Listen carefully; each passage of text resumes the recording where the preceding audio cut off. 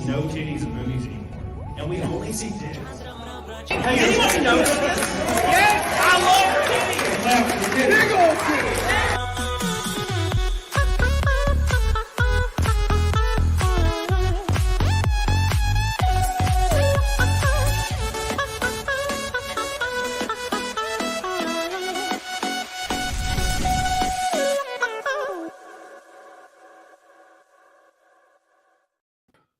What's up, bitches? How you guys doing? We got the GOAT, Mr. Quarterback Jared. What's up, dude? What's up, dude? You just call me Jared. I always say it every time. Son of a bitch. I can't help it. I can't help it. I'm from Alabama. Like, I didn't graduate high school, so. Hey, neither did I. I was homeschooled, so hey, look at that. Oh, hell, retarded. Finally, someone that is at the intellectual level that I am. The high peaks and the low valleys that we're in right today. Yeah, but yeah, dude. Thanks for having me on. I'm so ready. I got to follow up to Critical Drinker, that's pretty tough. Critical Drinker is a bro. He is great. So he's pretty great. Yeah, dude. Yeah, we'll hit the fight milk tonight. It's gonna be a lot of fun. I'm looking forward to that too. Yeah, dude. Billy Hatcher says, "Are we resetting the goals?" You know what, Billy Hatcher? No. If we hit half the goal today, we'll do it, because I did do a stream with Critical Drinker, so it ain't fair to grift the shitballs out of you. Although I should grift the shitballs. Should do it anyways. I should do it anyway. I should. Never mind, Billy. Scratch that. Double. I want double pay today, bitches. No. So yeah, make sure you guys do like the stream and honor my boy, Quarter Black Garrett. There you go. Yeah, dude, it's hard. I was like, gotta put the good on it. So hell yeah, dude. How you been, man? I've been good, dude. Just chilling. Life is pretty great for me lately. Yeah, dude. I got my son's birthday in a couple days. He's made it a whole year. My other kids are growing up. I got a great job. It's pretty fantastic. That's pretty kick-ass. I can't complain. How are you, man? Yeah. Dude, I have no kids. So you're like also really great. Yeah. No, there's like a part of me that'll see like a man of youngness, maybe like our age, like in our 30s, and he's got like a 6-year-old like son or daughter on his arm, and they're like laughing and cutting up, and I'm like, man, I'll never have that. I kind of wish that I could have. You could still. Hey, there's still time. There's still time. Yeah, there's time, but like also like I have to there has to be a woman there, of course, and that's hard for me because like I don't want them. I don't want them to be there. Like that, they have to be there all the time, so like, that's like rough. Yeah, so. I'll make a deposit and shit, but I don't want them to be there. So like that's what's great about being a man, though. Is like you don't have the wall coming at you. So like you got the rest of your life to make a deposit and stick around at that bank. If I was a girl right now, I'd already be post a wall. Exactly. Look, we got this. Oh, come on. Where's the wall? I ain't got no wall. My ain't no wall to stop us. I can still produce children at 82, apparently. I mean, yeah, they're a little weaker. They're not 100%, but they'll be great. It'll be fun. No, they're gonna be pale and weakly. I'm so hungry, Father, but I'm so fed and they're just malnourished and dead. You can't fix it. Rest in peace to the youngins out there. Yeah, no, dude, I kind of, there's a part of me that looks forward to it or wants it, but there's also a part of me that kind of, I don't really want to live past 50. I kind of want to just like not pay my mortgage anymore. Yeah, burn out. Yeah, just do everything you need to do, and then just dip out. Yeah. Yeah, I get that too. That's a man. I think that is the thing, like in the man's blood, because over the history and the way we've evolved, we've evolved to die. Yeah. In battle. So I think there's a little bit in all of us that kind of have that, like, I want to go out there and do some shit. Dude, that's true. Yeah. So you're 100% right. Our life expectancy was probably like what 19 to 25 back in the days when war was so prevalent. For now hundreds and thousands of years. Yeah, no, like when we get to like 50, we're like, what the fuck? Why am I so depressed? And it's like I'm still here, dude. We're supposed to be dead by now. It's like Mr. Meeseeks. They're like, why am I still alive? Yeah, I should not be here right now. Yeah, like I would rather not be here right now. And I think that's the problem. Because men need purpose. Me and Drinker talked about this. Like men need purpose, and absolutely once you get to like 70 or 50, really, like you can't. Now I don't know if it's true for everybody, but I've accomplished a lot. That I feel like more than I thought I would accomplish. Like I've traveled all over the U.S. I did the YouTube thing, and I feel like I've done pretty good at the YouTube thing. I consider me having won the YouTube game just because I got to 100K, because that's so freaking hard. Yeah. And now I'm racing, and it's a lot of That's fun. badass too, dude. And then once that's done, like, I'm like, well, I guess I can die now, right? Like, what? No, you gotta climb your next mountain. Once you get over that mountain, you can climb the next one. Drive a damn or record an album and release it. I haven't recorded one in years. So play some guitar and travel maybe and make music that's not that shitty. Wistful Thinking says, wait a minute, didn't we already do this? Yes, it's the double feature today. Welcome back, boys. Make sure you like the stream. Make sure you hang out with your boy Cora Black Garrett. Today. We're drinking a little bit. And we're hanging out today. We're going to be live for a few hours talking about a whole bunch of nothing. So it's going to be a lot of fun, guys. So get ready. Get your drinks. If you're in the chat, we're going to be here for a while. So if you want to grab a drink, take your pants off, put your seatbelts on. We're going to go hard, bro. So let's go. I've got got my 1835 Bourbon. I got the good old fashioned Woodford, the Woodford Reserve. So Nick Ricada kept making fun of me because I drink Jack Daniels so much. So I'm trying to change, and people gotta branch out. Yeah, and now Drinker, he agrees that Jack Daniels is the GOAT, but he also said Woodford Reserve is great, and I'm like, all right, cool. So like I'm climbing the ranks. I've been drinking Jack for so long because after my ex-wife left, so it's a funny story because my ex-wife was like, I'm out for whatever reason. Just randomly? It was kind of strange actually. It was a long time ago though. It was 8 years ago, but she was just like, I don't love you anymore, and she just left. And there was no warning, nothing. It was actually a really weird situation. Now, it wasn't like a bumpy situation. She just said, you can keep everything, and she left, and that was it. All right. I mean, that's like kind of the best situation, I guess. Yeah. And something like that. She gave me divorce papers, and I read it, and it said all of our possessions had already been divvied up. So it's a no fault thing. Boop, done. So she was really cool in that aspect. And she had to do it again when I sold my house. She had to sign away her rights when I sold my house, like 7 years later. Because in Alabama, she owned half of it because we got married. But at any rate, so when she left, one of her friends, like her best friend, messaged me on Facebook. Is this like 6'1" blonde girl that was like in super good shape? She was waiting. She was waiting for that marriage to crumble. She's like, I got his number. Yeah, she messaged me. And she's like, hey, I heard what happened. If you need anybody to like be there for you, like I will. And I never have talked to this girl but like once when I was with my ex-wife, and she had come to a thing to see my ex-wife. So I talked to her. And she's like, so, if you want to hang out, like, if you're not doing anything. And I was like, well, like, I appreciate that. We can hang out sometime. I don't care. And then she was like, what about tonight? And I was like, sure. And my ex-wife left the day before. Damn. So she really was waiting, like, waiting for that to happen. Yeah. So she shows up, and she just had a bottle of Jack Daniels, and I had never drank it before. And I've only been drunk once, and it was like random, and I had never really drank before. So I started drinking shots of Jack Daniels with this girl, and of course we smashed pissers, and it was great. And that's kind of how I got over my ex-wife. I drank Jack Daniels with random girls off a Tinder. All right. And it was great. And I never really thought about it actually. You just kind of moved on from there. Yeah. I never liked Jack Daniels. It's too spicy for me. I don't like the spice. I like more smooth, like a real smooth. I do too. Bourbon. Yeah, I do too now because I never understood before because. You went straight to. I only had drank it. Yeah, I've only ever had drank Jack Daniels. It was the first thing. So yeah, it worked out. But yeah, I do, dude. I really like this Woodford Reserve. I'm drinking. And that stuff that Nick Ricada fed to me, like force fed to me at Vegas, that made me black out, was really good. But it was so strong. You can't drink a lot of that, dude. I was on my ass, dude. On my ass.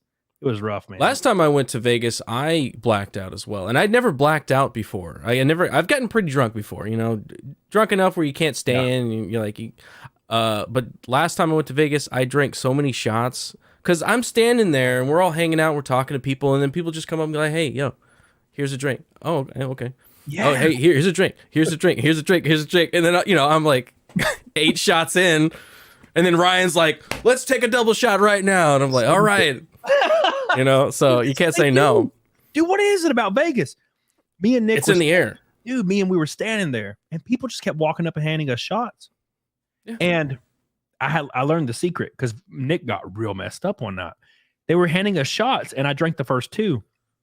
And somebody walked, and one of the guys walked up, and he's like, "What are you drinking?" And I was like, "I'll just have a White Claw."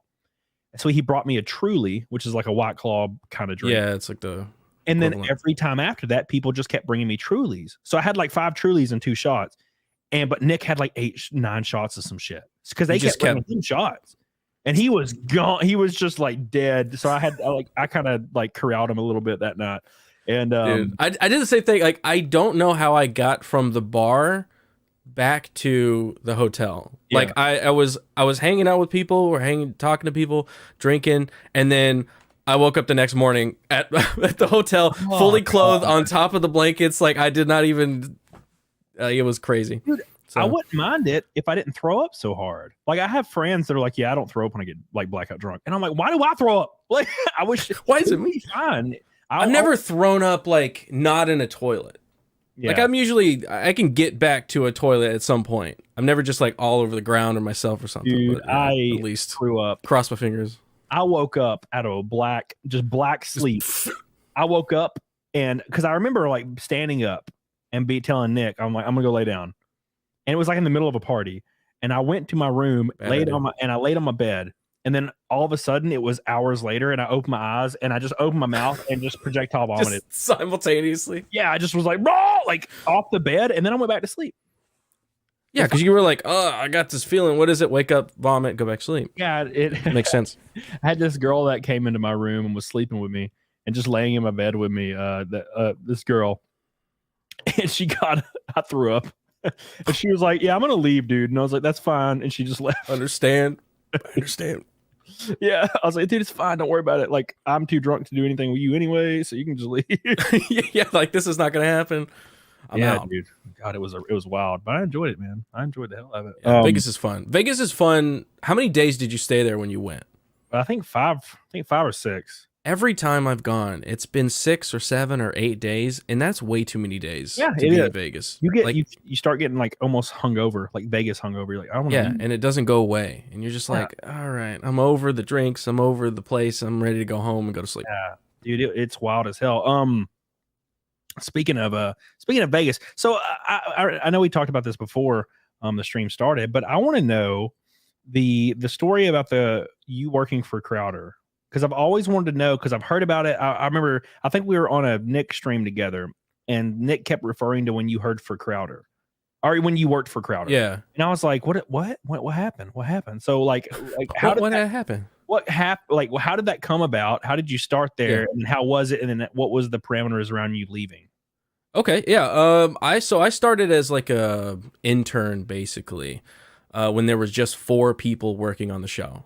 Yep. So it just got outside of like Steven's front like living room where they were doing the show, and they moved to Texas, and I was watching the show because I was a fan, and at the end of one of the shows he just said, "Hey, we're looking for somebody that can edit videos and that could do Photoshops and XYZ," and I was like, I could do some of those things because I dabble in it, and I went to college as an animator.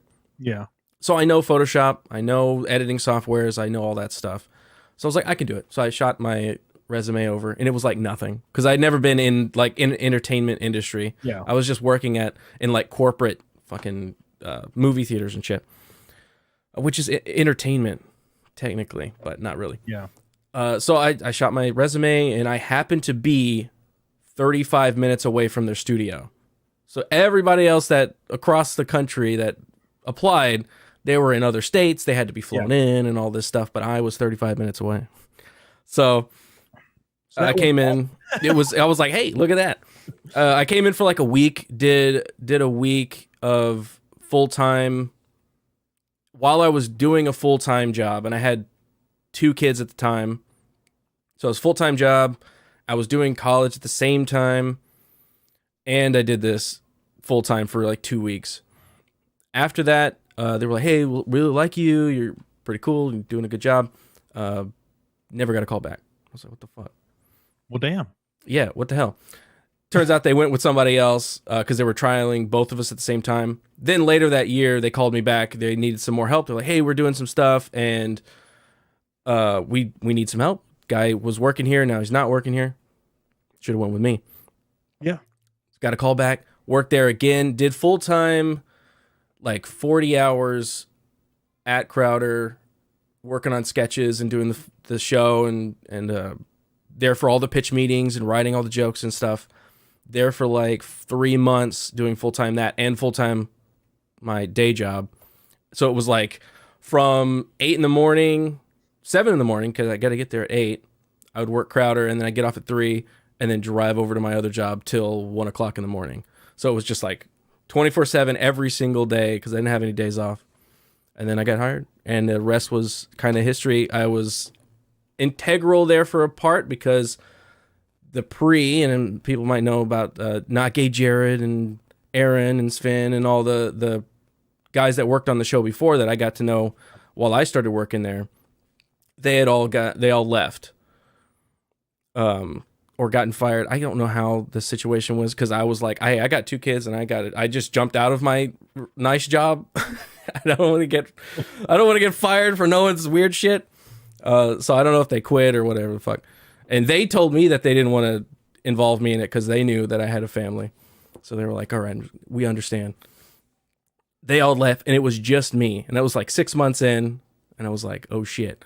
I went from like, hey, I'm sweeping up the room in the back room and, you know, maybe doing some sketches and photoshops to being the live producer on the show, doing a completely brand new system, like doing the switcher and all that stuff. So that was pretty crazy. And that was really hectic. But then after that, we got some people in, some really good people. And it was 3 years later. We built the show up a whole lot, passed 1 million, got demonetized, got remonetized, got demonetized again, all kinds of stuff. And I think around the election, after the election, I was really just kind of fed up with politics because it was just every day. And the same time I did work with Owen Benjamin. I see that in the chat. I worked with him a lot, writing jokes and doing sketches and acting with them. There was actually a really cool story. When we did our first live show, we went to a college. I can't remember which one it was. I think it was it Michigan? I think it was Michigan. We did a live show and I was like super nervous because the year before I started learning how to do all this live switching stuff. So now I'm doing it live in a massive auditorium with like 3,000 people. Jesus. And I was like, oh man, I hope everything works. Like I was kind of freaking out. And then Owen, he just pulled me aside and was like, hey man, it's all right. It's going to be cool. When you get out there, that entire crowd that seems like 3,000 people, it's going to turn into one. And it doesn't matter after that. You're just going to be going and you're going to get this groove. So he helped me out a whole lot and he was really cool. But where was I? 3 years later, after the election, I was like, I'm really tired about talking about Fauci and Biden because Fauci sucks yesterday, Fauci sucks today, and he's going to suck tomorrow. And it gets tiring to kind of talk about that like a lot. Like I appreciate it. I know that you got to stay up to date, but it's like, it was really like soul crushing kind of at a point. Yeah. So I started I was becoming friends with Gary and Jeremy from Geeks and Gamers. And I started doing Friday Night Tights while I was on the show with Loud with Crowder. And then at one point I noticed that Gary was like, it was just Gary. And then he was getting to the point where his channel was getting big. Yeah. And it was like, okay, I'm doing all these live streams and I'm doing these videos and it's taking a long time to get these videos out because it's just him. So I was like, hey, if you ever need any help, you holler at your boy. Yeah. So we got to the point where he was like, yeah, let's do it. But I got to get out of California. So we had to wait till he got out of California. And that gave me the time, about a year, to kind of, I wanted to get out of Louder with Crowder in a very, a nice way, you know? Like I love the guys there. I love the crew. I love the audience. The Mug Clubbers, they're great people. So I didn't want to leave in a way, because I've seen it happen before in the same show where people would just disappear or it would be some kind of drama. And I'm like, I hate drama. Drama's boring to me. I don't want any of that. So I want to do it in like the cleanest, nicest way. So I like took a year to kind of get those pieces in order to where I could go, okay, hey, I went to the executive producer and I was like, hey, I'm leaving. He was like, okay, let's like figure out a good way to do that. And then I went to Steven, then I talked to him personally. I was like, hey, bro, I'm really tired of politics. I want to do this other thing. And at first he really wanted me to stay. Like he was like, really, like, I don't want you to leave. So he was trying to come up with all these different ways to like get me to stay. And I was like, I just don't want to do politics anymore. And I know that's not the show that you like. You're obviously going to keep doing politics. And I don't want to jeopardize or change the show because I love the show. A lot of people love the show. I want you to do that. And I don't want to change that. So I have to leave. Like that was kind of the way that I had to be.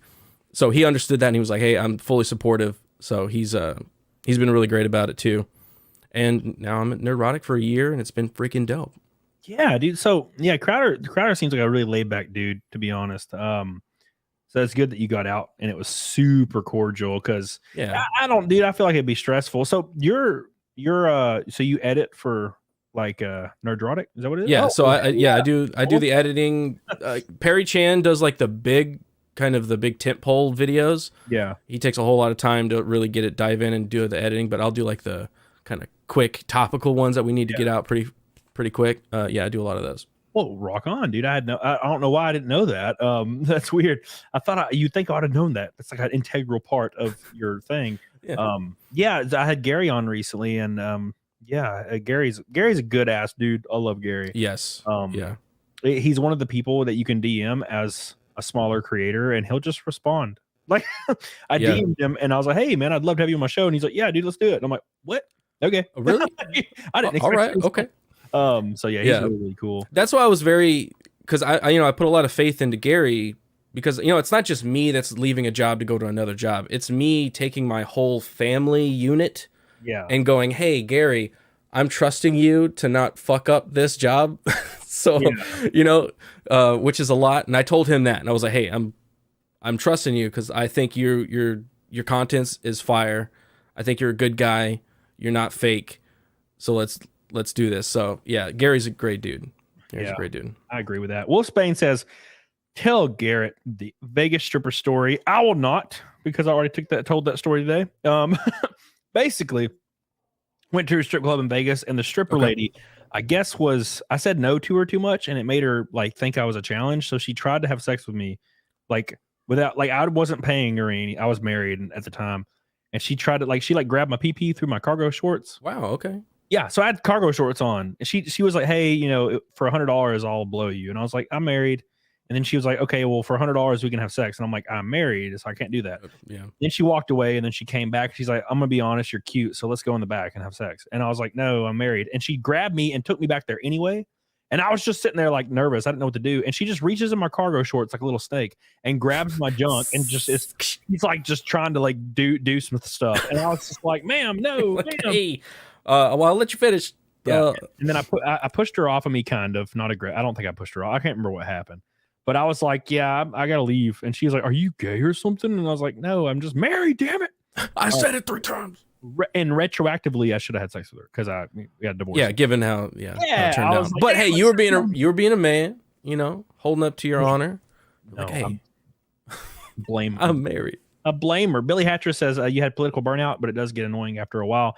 Dude, it gets annoying. I wouldn't say annoying, but I get burnout from it just by reading stuff online. I'm like, all right, dude, I'm tired because things happen every day and nothing ever changes. It's like so-and-so did this and so-and-so did this, but nothing ever changes. It's like absolutely there's insider trading. Politicians are allowed to do insider trading and nothing ever changes and no one cares. And like, I don't know. I don't know how you get to 2023 and there's not term limits at all. Dude, I know. So I'm like, you know what? None of it matters at this point, in my opinion. First gold boy of the whole stream, Ashley and locals, by the way, I love you, baby. First gold boy of the whole stream is Ghost Meteor. I appreciate you, dude. Actually, let me ask you. I saw when I Googled your name, and went to images. There was just you with your shirt off. You had a hairy chest. I don't know where it came from, but I do, or maybe it was just you showing your titties. I can't remember. I mean, I just did that on F&T with Gavin. That makes sense. That was probably what it was. I have a goal thing where I do a thing called Naked Snake, and I just take my shirt off so I can do the fight milk thing. Yeah, so if you're down, you can do that. I'm ready. Yeah. Oh well, shit! Look at that, everybody in the chat. Look at that. So there's your goals chat for the super chats right there. Quarter black nips. Yeah, but I'm not showing them until they get to that goal. Yeah. You got to pay me, just like the stripper. Ghost Meteor says, I found F&T, Flashcast, Ricada, and Camelot all because you left Crowder. Well, hell yeah, but you don't make a whole lot of your own content. I feel like you got a good, relatable voice. Well, I mean, when you're editing other people's content, I feel like it'd be really hard to do your own stuff normally. So that's why I play games and I kind of chill mostly on my channel. Because I'm editing a lot of other people's videos. Not a lot of other people's, Gary's videos. So then whenever I have my own time, I'm like, I don't want to edit. I'm gonna play some games. So maybe in the future I'll make some more videos. And I'm slowly working on a movie review in the background. So but I appreciate that. That's so cool. I love hearing people coming over from like the Crowder space over to the places that the people that I love, to hang out with and watch. So good. Yeah. So that's the thing is when I was working full time, I was doing YouTube. And it was like the last year I was working full time and I was putting out like a video every week. And it was not sustainable, man. Yeah, and I put out, I would grab my phone and I would sit it and balance it on top of my monitor and hit record and just talk about working at GameStop. And my first video ever went crazy. It got like 1 million views out of nowhere. And it was a bad video too. It was yeah, it's weird how YouTube works like that. So that became my platform, and I hit 30,000 subs, and then I got fired from Walmart. I was a district manager at Walmart, and they saw my YouTube, and I had just made a video talking about Walmart. That was my bad. I broke their policy, and they fired me. Which 3 giant YouTubers made a video about me getting fired because how they found out about my channel is my old district manager at GameStop actually called Walmart's corporate and told them because he was mad at me because I was making GameStop videos. And I was talking shit about him. And so that made me hit 70K subs. And then 2 months later, I hit 100K subs. And that is awesome. And that's the thing is, whenever you're ready, it's what I tell Cecil, and Cecil knows. Whenever you're ready and you maybe you start doing your own thing, like you have the knowledge already to just hit 100K immediately. Like, because it's like the growing pains. I edited my own videos for years. So it doesn't take much, and I've seen like you on F&T, I've seen you on other shows, I've been on other shows with you. So yeah, it's super obtainable. GJJ says fight milk, the first red boy of the stream. Let's go. Hot diggity damn, son, look at that, it's starting to pile in. They got what is it called, they're having withdrawals for missing a fight milk earlier with critical. Now you gotta get it. Now you got to get it, GJJ. Thank you so much. Right here. He got him ready. Got him in his hands, in his claws, bro. He's just carrying his eggs around with him. Daniel Cortez says, first drinker, now quarter black. Here's my money, damn it. And GameStop can suck it. Thank you so much, dude. Johan Noxus, I can't say it. Naxus. Johan Naxus is a good boy. Just a bunch of Chads doing Chad things. You know the deal. QBG. That's right. Got you, brother. Deep Rock Galactic. Someday. What is Deep Rock Galactic? That's a show, isn't it? Deep Rock Galactic is a video game. Oh, it's a game. Why did I think it was a stream? I might have to check that out. It sounds so familiar. I can see the logo in my face, in my head. Thank you so much, dude. And thanks to my boy Trent Westbrook with the Ferrari Red $100 super chat. The second one of the stream. Thank you so much. 1 gold boy, 2 red boys, 1 orange boy, no pink boys. Thank you guys so much. We're closing in. That goal is starting to seem more attainable every second. I appreciate you guys. I want to take a swig from boys in the chat. Then we're going to talk about some stuff. Back up. I want to talk about your growing up. Okay. So when how was high school for you, or middle school rather, whatever, it doesn't really matter, but how were they for you? I was bullied as shit in school. Really? Yeah, like brutally. And now I was obese. So that makes sense. I'm just bullied online. Yeah, now, yeah, dude, for real. But was it, how was it, was school like that for you? Or So was it? I was homeschooled. We said at the beginning of the show, yeah, right? yeah. I only went to kindergarten because that's my knowledge level. Kindergarten, I could draw a circle really well. Yeah. So I was homeschooled, but we had like co-ops. If you don't know what that is, it's where groups of families, like a bunch of families, like hundreds of families, they'd get together and do like just on Fridays teach a class, and then you'd have a whole class day of different types of stuff. You know, maths, sciences, history, yada yada yada. Right. Yeah. So I did do that, but I don't know. I always kind of flew under the radar. I was kind of like right in the middle, you know. I'm like which is kind of how I like to be. I don't want to be the center of attention up here at the top where everybody's looking at me. I don't want to be the loser, right? And I just kind of fly right in the middle. So those are kind of like my high school days. I guess I gravitate towards those kinds of people too, that kind of chill and don't want to be like annoying and shit. Yeah. Yeah. As a kid, I was always the kid that would try to fight the bully. So like, there'd be the kid that works in your area that would be like, because you know when you're a kid, you're like 10, 11, 12. The jumps in ages are huge. So you'd have like 10-year-olds getting bullied by an 11-year-old because they got their growth spurt. Yeah. So I would be like, guys, let's get together and we'll fight. There's like 8 of us. If we get together, fight that guy, then you know, he's just one guy. And then I'll be like, yeah, okay. Next time he comes up and tries to bully us, let's fight. And then I'll try to fight him, and I'll turn around and they're all gone. Yeah, that seems to be the situation. But yeah, during high school though, it was pretty chill. Like, man, I don't know what the hell happened to me. I don't know what it was. I guess because I guess being an obese guy was just like a death knell. Because, dude, I had this one time. Okay, I was always the fat kid. Same. I was the fat one. Yeah. It was like, okay, you're the skinny one, you're the athletic one, you're the smart one. I'm the fat one. Yeah. I guess it was more. There was more of a taboo issue where I was. I don't know what it was, but there was this one time I had this crush on this girl. Her name was Jordan, and she was, you know, at the time when I was like, you know, that age, she was just gorgeous lady, and I was so pumped. And but I was, you know, I was the fat guy. I was the nerd. Mm-hmm. All I did was play Halo 2 and all that shit. But one day she walked up to me and she handed me a note, and it said, "Do you want to like go out? Do you want to date?" And of course I'm like, yeah. You know? And now look, my dumb ass was not questioning why this happened. Right? I'm just like, she's never talked to me, but she walks up and hands me a note. And like, you're like, damn, she made the first move. Yeah. And I have 2 friends like in this whole damn school, and they're not her or any of her friends. So I'm like, I can't believe this happened. I won the lottery, not realizing like I don't have context clues because I'm only 13 at the time. So she does that. And now, you know, we're boyfriend and girlfriend, right? So I don't talk to her obviously at all because, you know, what the hell? So that happens. And then I'm telling everybody, I'm bragging, you know, I'm so proud of myself for doing nothing, literally nothing. And got a note. Yeah. Like 2 days later, we're at, we called it like break. Like it was like a break period between like the first or the second and third periods.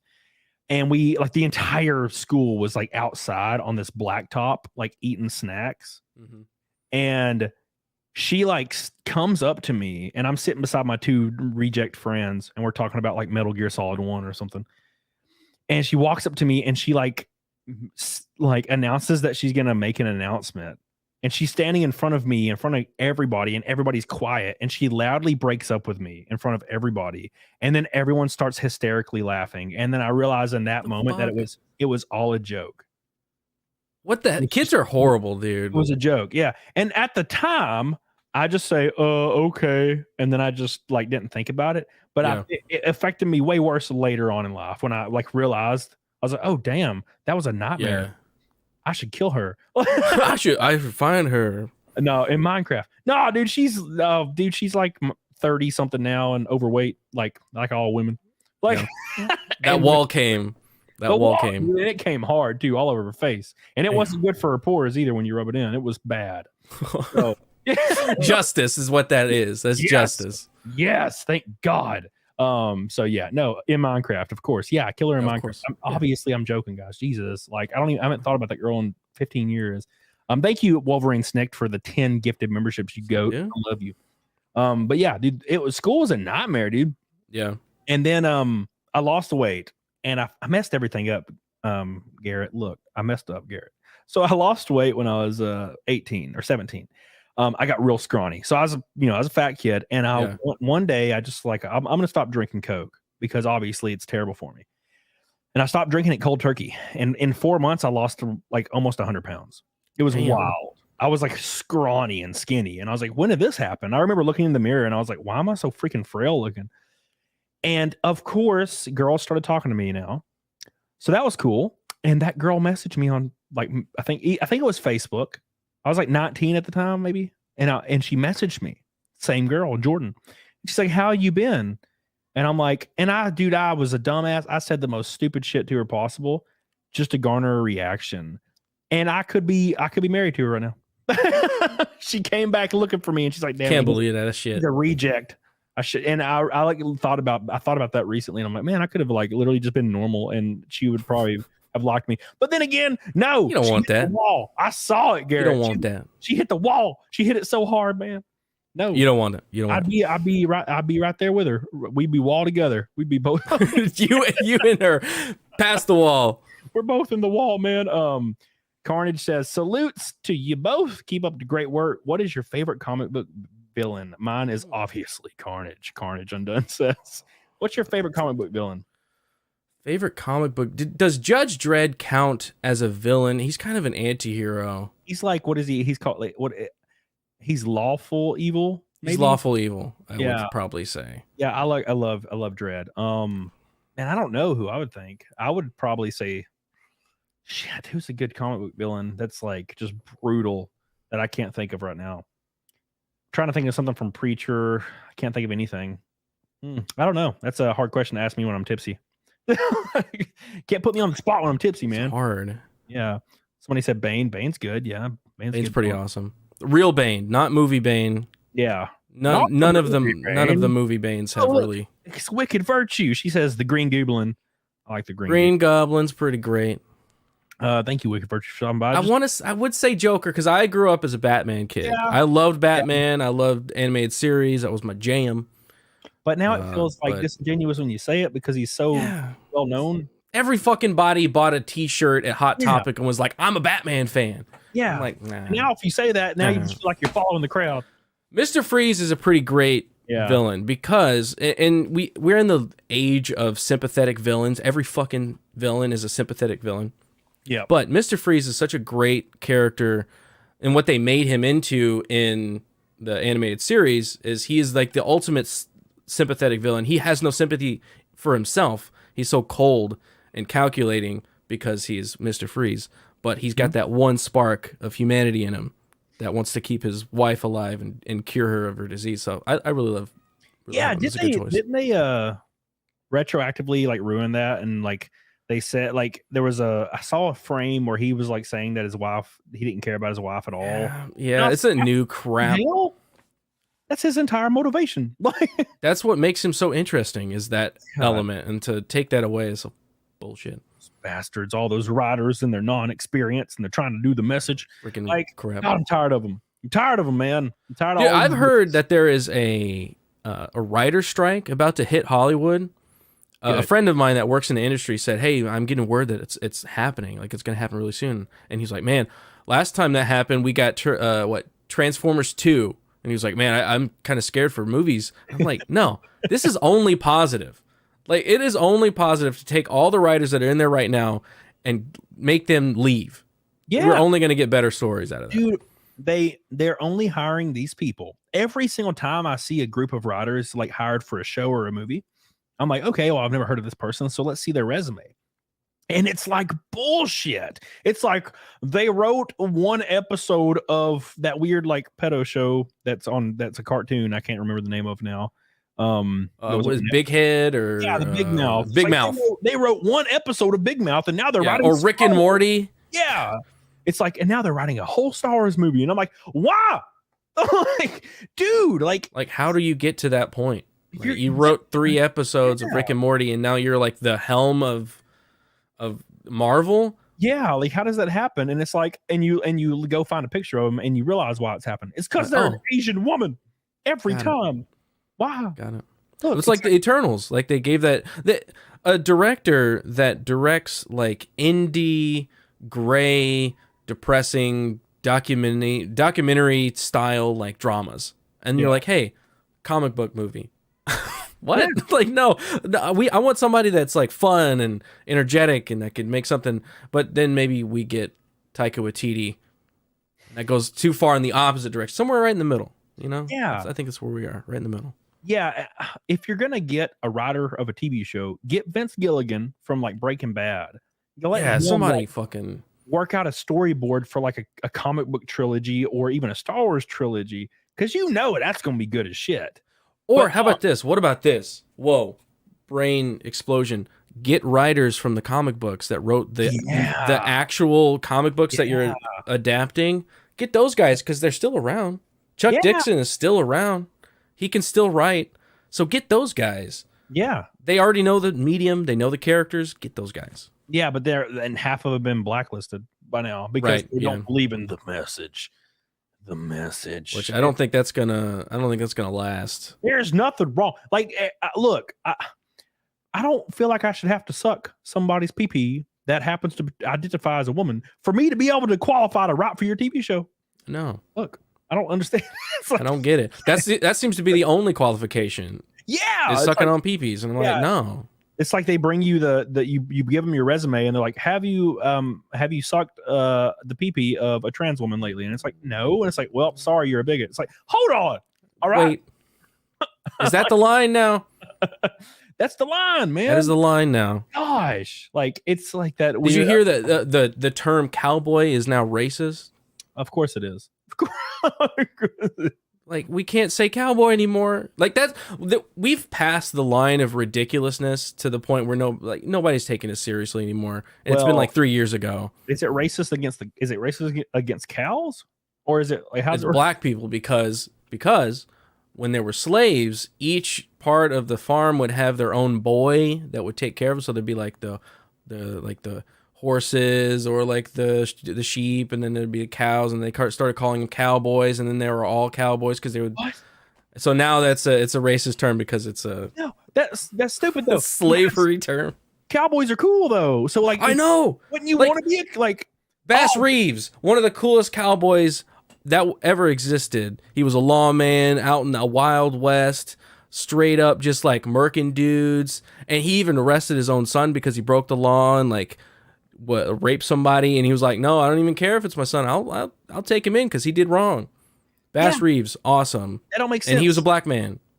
Okay, so here's my thought process. Now, keep in mind, I'm not an intellectual, but if I was a black man, and somebody was like, okay, cowboys, how do you feel about that term? I'd be like, okay, well, sounds like cowboys, Wild West. And they're like, okay, well, slaves were called cowboys because they looked over the cow area on the farm. And it's like, okay, that's interesting. And it's like, but cowboys are badass in media. It's like, so if you were called a cowboy like as a slur, I'd be like, that's badass. Keep doing that. Yeah.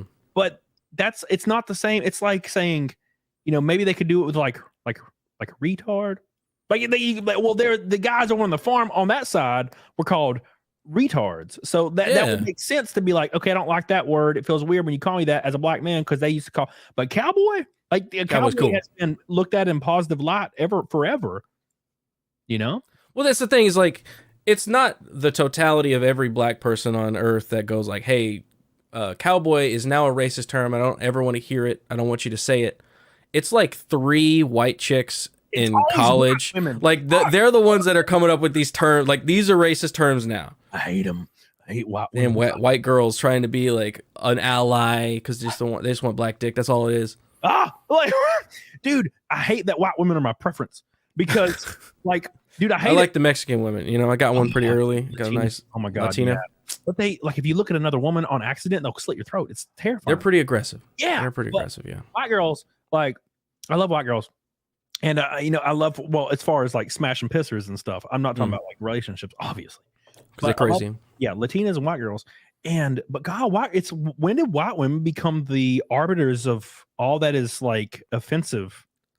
You know, I don't know how that happened. You'll ever notice that like white women will go to other countries, like maybe they'll go to a third world country and they'll tell like a young African boy what he should be offended by or how his culture is doing something wrong. And I'm like, ma'am. And then they'll adopt that boy and be like, they're mine now.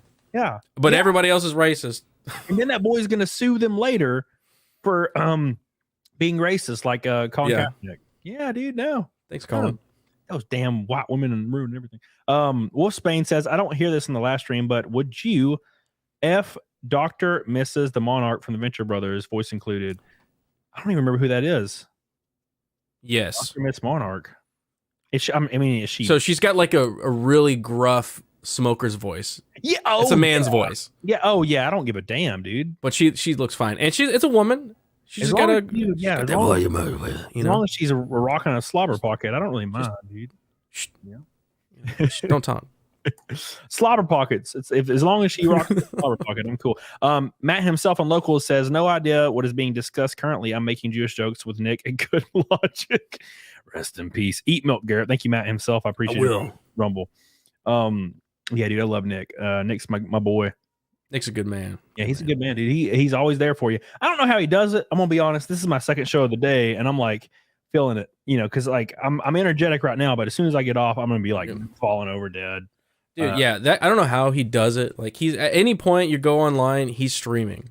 It's insane. The dude is a mad lad. Well, let's be honest. Like the fact that God, he made hundreds and hundreds of thousands of dollars in a 6-week period in super chats, making him, I think he's third in the US of all time of super chats. And this is well deserved. Dude is easily, I remember I went on his show when he had 68,000 subs. I went on his show and I remember telling people, I'm like, man, this dude is criminally underwatched. He is such a great entertainer. That didn't last very long because he blew the hell up. Yeah, I've been watching Nick for like 4 years since back in early Comicsgate stuff, like when he was commenting on some of that and the early what's his name? He got canceled. Ethan Van Sciver? No, not Ethan. Fucking the voice actor. Oh, Vic Mignogna. Vic Mignogna. I met him. Fuck. Hey, yeah, like those days too. Like those were really great. And I'm like, dude, why is nobody watching Nick? Because he's such a good showman. Yeah, and he's so funny. Yeah, I'm glad. I'm very glad for him. When all the Kyle Rittenhouse stuff was going on, like we were covering it, but like right after the show, I'd be like, get back on my computer, watch Nick. Like that's what I'd be doing, and then I put it on the big screen so everybody in the studio is watching it. Like this is who we should be watching. They're doing the right stuff. Yeah, dude. Like it's just it goes to show because he's such a hard worker, and like I said before, dude, he would be streaming for 8-9 hours on a case, and then get off for an hour, and then stream until like 3 a.m. And I'm like, dude, how does he do this?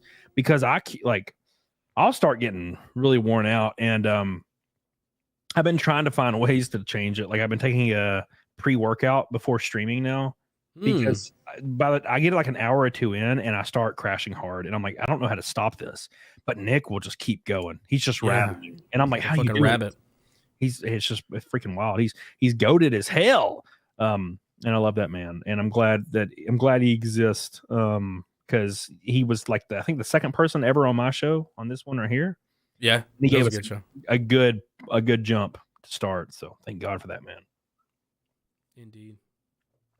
Oh, I put way too much into that. Oh gosh. Oh Jesus, Mary Joseph. Lost J says, Garrett, I started watching you on Crowder. I was already a Nerdrotic fan, and then you joined the relationship between you and Gary. And it's been an amazing relationship. And then Lost J says, Cam, I love you. You loved me, and this is your first super chat. What the hell? Where's your love been for years? Damn.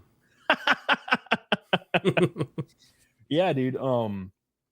Yeah, dude. I've been meaning to get you on forever. I did ask you a while back. I feel like though, like 2 or 3 weeks ago. I feel like so. Yeah, it all worked out, man. Because we were on Nick's show together at one point. I can't even remember now.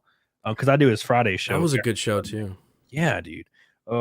We were on until like 6 a.m. the other night. I almost died. I was just like, Nick, I'm not you. I want to sleep. Yeah, he was just rattling, and he was reading. He's getting super chats. You know how Nick is. He's just getting super chats all night. Yeah. And he's just, we can't compete, like, because I get my fair share. I got a lot of great people in here that support me, like Mr. Carnage, Trent Westbrook, Mr. GJJ. But yeah, he just keeps going. He keeps on going. Dude. He's a great man. But enough simping over that bitch. Fucker. Let's talk about my favorite movie of all time, Return of the Living Dead. Yes, my new favorite zombie movie that I've ever seen. I watched it with Cecil. We did a video on it on my channel if you want to watch it. I never seen it before. I don't know how. It's good. But he introduced me to it, and fuck, that movie is rad. The music is rad. It's such a, I don't know. It seems like it's a gem that not a lot of people talk about. When they talk about like zombie movies, they don't seem to bring that one up quite as often. They say Night of the Living Dead, Dawn of the Dead, Day of the Dead. Yeah, and they jump over it. And for some reason, they say Dawn of the Dead, the remake, which I don't understand, but they'll say those. And I'm like, that's fine and whatnot. And I'm like, what about Return of the Living Dead? And they're like, what is that? And I'm like, what do you mean? What is that? Like, literally, John Russo co-wrote Night of the Living Dead in 1968. Mm-hmm. He co-wrote that shit. And then he wrote Return of the Living Dead in like 1984. So he wrote both of them essentially. Yeah. So, and it's like a quasi sequel ish, but it's outside of the universe, but it's commenting on the universe. It's such a unique like take on it. It almost fits into like Night of the Living Dead lore, because the movie treats it as if Night of the Living Dead, the movie, existed, but it was actually based on real events, and that is what this movie takes place in, is the real events. And if that, like, out of all of the different styles of zombie, like how to get the zombie contagion, is it a bite, is it this, is it that, this one is just the most black pill of black pills. Like, they're not ever going to win. No. You can't kill them. Like, you could chop them into little pieces, and the little pieces are still alive, and they could still make you a zombie. Like, yeah, and they run full speed and shit. And that yellow fucker is so creepy. Yeah, the embalmed body. Like, oh god. And then the one, the tar zombie in the can. Dude, the tar zombie is the coolest zombie of all time. Easily. Like, he's so cool. And I was watching the documentaries about it, and how the guy like really thought about the physicality of how he would walk, and like his bones would be barely holding together, and like he did that walk so like cool. And like the entrance when he goes into the room and he's just like, it's such a cool looking fucking zombie. And I have a t-shirt. I bought it at a con, and it glows in the dark, and it's the tar zombie, and he's like coming at you. It's so fucking rad. I always wanted a tattoo of tar zombie somewhere on me, like a tattoo of tar zombie, but I don't know. I guess it would still be good, because it's still an underrated film in my opinion. I think it looked dope. Did you see? Oh, my Tim F in the freaking chat. Send more paramedics. Paramedics. Oh, it's so beautiful. It's so funny. Oh, so that's it had like a touch of humor in there too. Like, yeah. And then it would play like random punk music, like which was kick ass. Justin said Linnea Quigley strip scene. Dude, I was gonna get to that. Justin, so beautiful. For people in the chat that don't know, she wore a fake prosthetic vagina in that movie because the director didn't like how her real vagina looked. So he's like, here's a fake one. And then that's why it looks like literally perfect in the movie. And it's just like perfect, like smooth, perfect thing. Physical effects, man. Yeah. Crazy. Just put that on there. Yeah. Because yours is an Audi. Is that what yeah. So she had an Audi vagina, one of those ones that look like an Ood's face from Doctor Who. So it doesn't work. So we got to put a prosthetic vagina on there. Yeah. So yeah, dude, that's great. Did you ever see any of the other ones, or did you only ever see the first one? I only ever saw the first one. I haven't gone down the road yet. Okay, so the second one is almost like a remake of the first one. It's weird. Really? So it's like the Evil Dead, where like Evil Dead 1, Evil Dead 2 is the same thing, and then Evil Dead 3 is like almost the same thing as 2, and then it goes into a whole different place. The second one is a remake of the first one, but in a completely different area, kind of.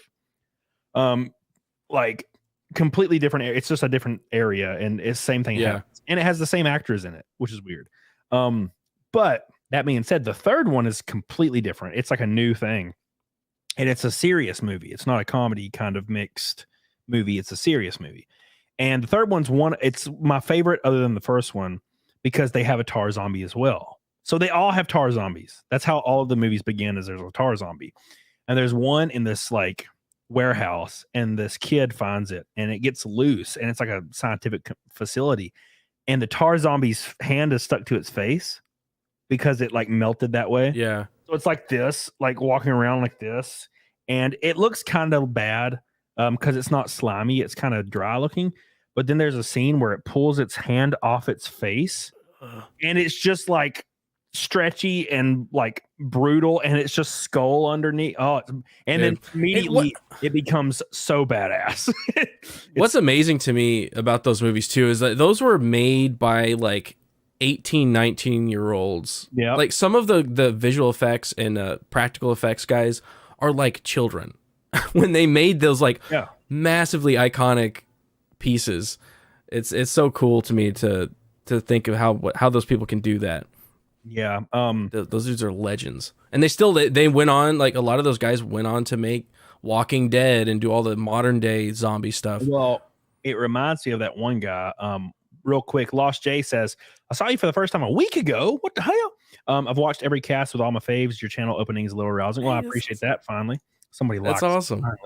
Finally. So there is one guy, and I don't remember his name, but I'm going to Google it real quick. And he actually did all the like prosthetics on most of the Night of the Living Dead films and on several other films.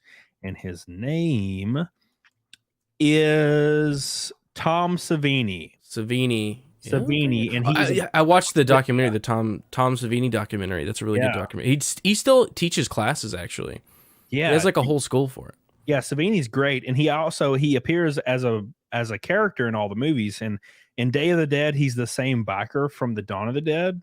So in the Dawn of the Dead, he's a biker, and he comes in with a bike gang, and he gets killed eventually. Yeah, and then he is the same biker in Land of the Dead. Land of the Dead. He's the same biker, and it's like 30 years later in real life. Like that movie came out in like. Oh, you're talking about Land of the Dead, the one with like the smart zombies. Yeah, that was. I thought it was silly. Day of the Dead. I kind of liked the island, but I didn't really care for the zombies being like super smart. That was weird. I don't know. I like the intelligent level that they are in Return of the Living Dead because they're smart, but they're not like genius smart. Sometimes it gets a little ridiculous, but they're like smart enough to be like, okay, let's send more paramedics so we can eat them. Yeah, it's almost as if there was that one zombie that was sitting on the embalming table, and she's completely lucid and normal, but they're completely utterly driven by eating brains, so they can't really fathom eating brains, but they still have like their same personality. But all they want to do is eat brains. It's like this crippling thing that it's like a crippling urge they can't. It's pain. They feel pain when they can't. So that was really they don't cool. eat brains. I think that was cool. Dude, I loved it. That was so cool. I wish there was more of those movies, but there's only the one that's good, and the third one's good too. But the third one's weird, but it's weird in a cool way. Like there's a girlfriend. It's based around this kid, and he has a girlfriend, and the girlfriend dies at the very beginning, like Pet Sematary, right? Yeah. And the kid like knows that his dad's working at this facility that like deals with this kind of shit, so he just takes her there and gives her like the gas to make her a zombie. It just makes her a zombie. And she's alive. She's completely normal, but she keeps having this urge to eat brains. So the only way she can stop the urge is she has to self-harm. So she keeps cutting herself with like blades and cutting her cheek. And at the very end of it, she looks like this like underworld boss demon that has like all these chains hanging off of her and blades. Like what's the Hellraiser? Like Hellraiser, yeah. She is just and she's like a superhero. She's covered in like blades and shit. And she has swords.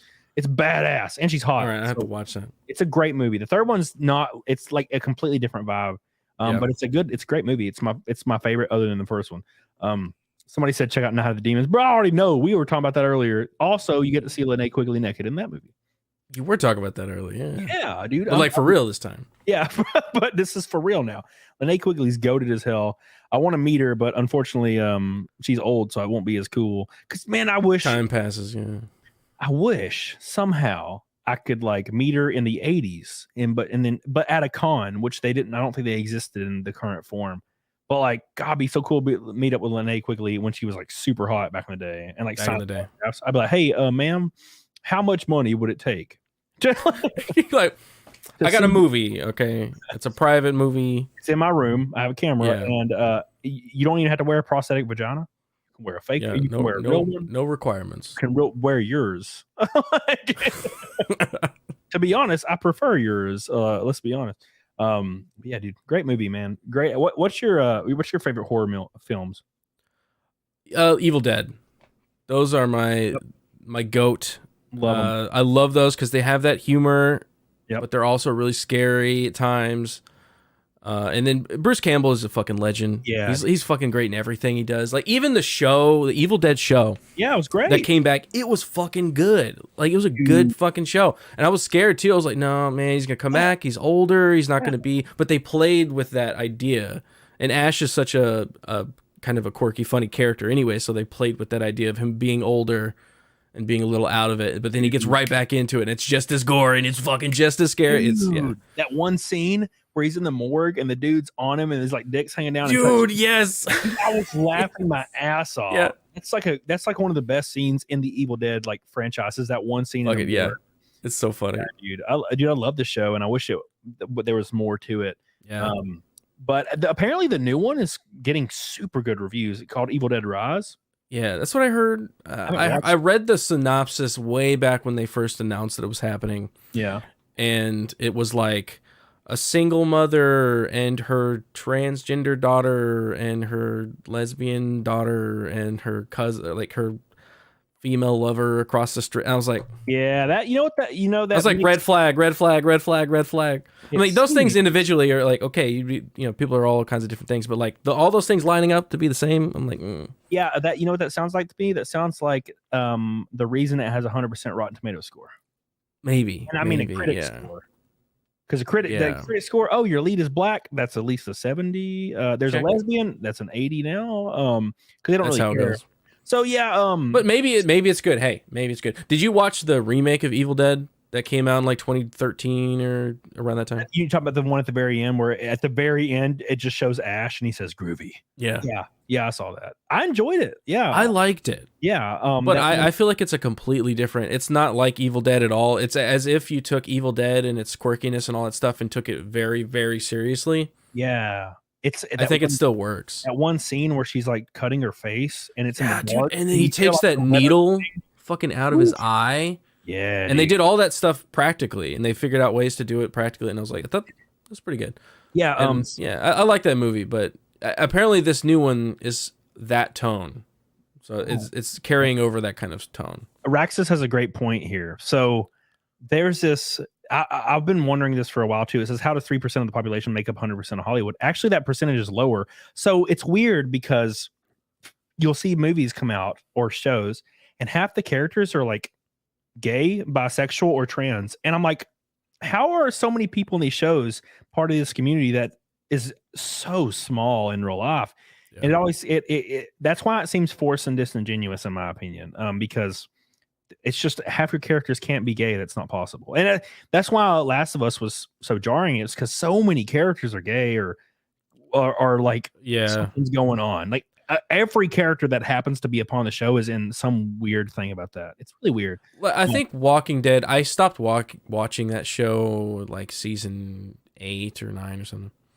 But I think they did it in a good way. There were only like 2 characters out of all the characters that they met, which is like, okay, that's about the number that you would see in a post-apocalyptic. There would be some gay people, but it wouldn't be like, okay, well that 14-year-old girl is a lesbian and that one is also a lesbian and that one, there's 2 gay guys over here and there's another set. And it's like, come on, like, let's be real. It's like that. There's the percentage is way off, but what they're doing, they're trying to overcompensate. They're like, okay, well, we've never had lesbian or gay or transgender people in movies, as if that was a reality, but it's not. Yeah. So let's now overcompensate and be every character, every show is now going to be LGBT proud and all over the place. And it's like so overdone. Dude, you know what's weird? So if you go back and you watch popular movies from maybe the mid 2000s or mid 90s or even 80s sometimes, you'll notice a lot of the characters are gay or something. Like you'll notice that you didn't even notice before because they don't. It's not that the story doesn't care. Like a girl will start making out with another girl, and it's like, yeah, she's my girlfriend, and no one ever. That's there. all you hear about it, and then they get axed by Freddy Krueger immediately. Like, and you're like okay, yeah, cares. One of everybody, equality. Yeah, but it's like in modern stuff, it's like it's the focal point of their entire character, and like, dude, like if your entire personality is your sexuality, you're not an interesting person. Like, there's 8 billion people on Earth. We all have a certain portion of sexuality to us. Like, there's more to us than that, and it seems like that's all they make it out to be. And it's always like you'll turn on a movie, and it's like the main character or the side character is like a lesbian, and you're like, okay, that's fine. And it's like, when they start talking about it, they're like, I'm so stigmatized. And it's like every time. And I'm like, no, dude, no one gives a every time that happens, I'm like, okay, there's a character that's fine. And then I'm waiting for them to start going, and then, oh yeah, I'm downtrodden in the government. And then everybody hates me because I'm like, yeah. And it's like, dude, no one has cared since 1974 or 64. Like, nobody gives a shit. God, no one cares. We passed that. Like, there was a time, okay, I will give you that. There was a time where it was pretty stigmatized. People hated you for whatever way you were. But I feel like we passed that. But you didn't stop talking about it. So then you made that kind of come back because you just kept talking. Because like there was a good point there, and I think in like the 2000s area where we passed all that shit. And then now that you keep talking about it, you still got to be victims. So then we start going, okay, well, now I don't want to be around you because you're annoying. It's not because you're gay. It's because you're annoying the shit out of me. Yeah, it's all done in self-righteous manners. Carnage Undone said 28 Days Later and Train to Busan are my favorite zombie films. So Carnage Undone, I feel like we'd be best friends unless you're like weird, like kind of autist. Nah, dude. 28 Days Later is really good. 28 Days Later. So you remember how before the stream started, I said I had a theater room and I have like a couple of Return of the Living Dead posters. Yeah. My other poster is 28 Days Later. Fantastic. Classic. Like individualistic idea. Love it. And Train to Busan. Have you ever seen that? I have not seen Train to Busan. Dude, if you like zombie, it's one of my my third favorite. So I have my zombie films are Return of the Living Dead, Dawn of the Dead, 1974. I think it's 74. It might be 78. I can't remember. And it's Train to Busan. They're my top 3. Really? And then honorable mentions are 28 Days Later and Shaun of the Dead. Shaun of the Dead, classic. Fucking love Shaun Train to Busan is awesome. It'll make you cry. It came out recently, didn't it? Yeah, it'll make you cry to your eyes, your penis, your ass. It makes you cry to every hole that you got in your body. All at the same time. They did such a good job. And it makes you care about every character deeply. I loved every character. I was worried about every character. I was stressed out about every character. I'm like, don't kill off that character. Oh, you sons of bitches, you did it. Oh, please don't kill off. Oh, you killed that one too. It's on Netflix. I gotta watch it now. Dude, it is goated. I can't remember who told me to watch it years ago, but God, it's so good. It's so damn good. You have to read subtitles. You do, but I mean, it's great. I would definitely not watch the sub if there is one, or the dub. Sorry, if there is one. Not to. The emotional, it's so good at being emotional. Like they convey it so well, and it's not overdone like some Asian film is. Like some Asian films will have these scenes of like there's a tragedy happening and the actor is screaming and crying for a solid 30 minutes. And you're like, okay, I get it. I was watching. Settle down. What was I watching? I was watching Alice in Borderland the other night, and I'm on episode like 2 or 3, and I'm loving the film, but obviously there's a lot of like pain and anguish and like emotional shit in it. But like the characters it'll be like a 10-minute scene of them crying and screaming hysterically and sobbing on the floor for 10 minutes, and I'm like, all right, we need to move the scene along. I get it. Like, it's starting to get a little weird. It's not sad anymore, and it's like playing sad music and then showing the characters as kids, and I'm like, dude, it's been like 10 minutes. This needs to be like I've gotten it. I felt it and I passed it, but you're still going and I need to go. We need to go somewhere else. I was really emotionally hurt at first. I'm like, oh dude, this is rough, man. This is sad. And then you're like, okay. It's just him crying still and screaming. Like, it's weird. Yeah, but dude, it's a great show so far. Sheep City and my boy. Sheep. He's here. He says, you ain't got no Streamlabs, fool. It's all good though. Return of Living Dead. Spider. It's solidified as my Spider. Oh my God. Also go ahead and scoop Sons of the Forest. Sons of the Forest. What's Sons of the Forest? Sons of the Forest. Do you ever hear of the game The Forest? Yes. It's a survival game on an island stuck in the forest, and there's like mutants. So it's the sequel to that. Yeah, that's Damn, fucking I didn't good. know It's a that. fun game. It's a fun game. There's Sons of the Forest is a game. Yeah, it's scary as shit. It is scary Yeah. I as love horror shit. games. Like I have half the tattoos on my arm are horror games. Thank you, Sheep Obsidian, for another big boy. And Ashley, the beautiful Ashley, is here. How you doing, baby? Thank you so much. Dude, we're closing in. We're almost to the we're about halfway to the 5 milk goal, boys. About 200 away. Get on it, doggone it. I appreciate you guys. I don't want to. I'm gonna break them. Don't break your eggs, man. Don't break. I gotta keep those eggs. Eggs, They're, 5 milk. Oh, thanks, man. they're expensive. You ruined my grift. Yeah, it's like $47 right there in your hand. Damn. Yeah, dude, it's wild. I just use my YouTube credit card and I just don't look at it again. Did you know YouTube offers a credit card?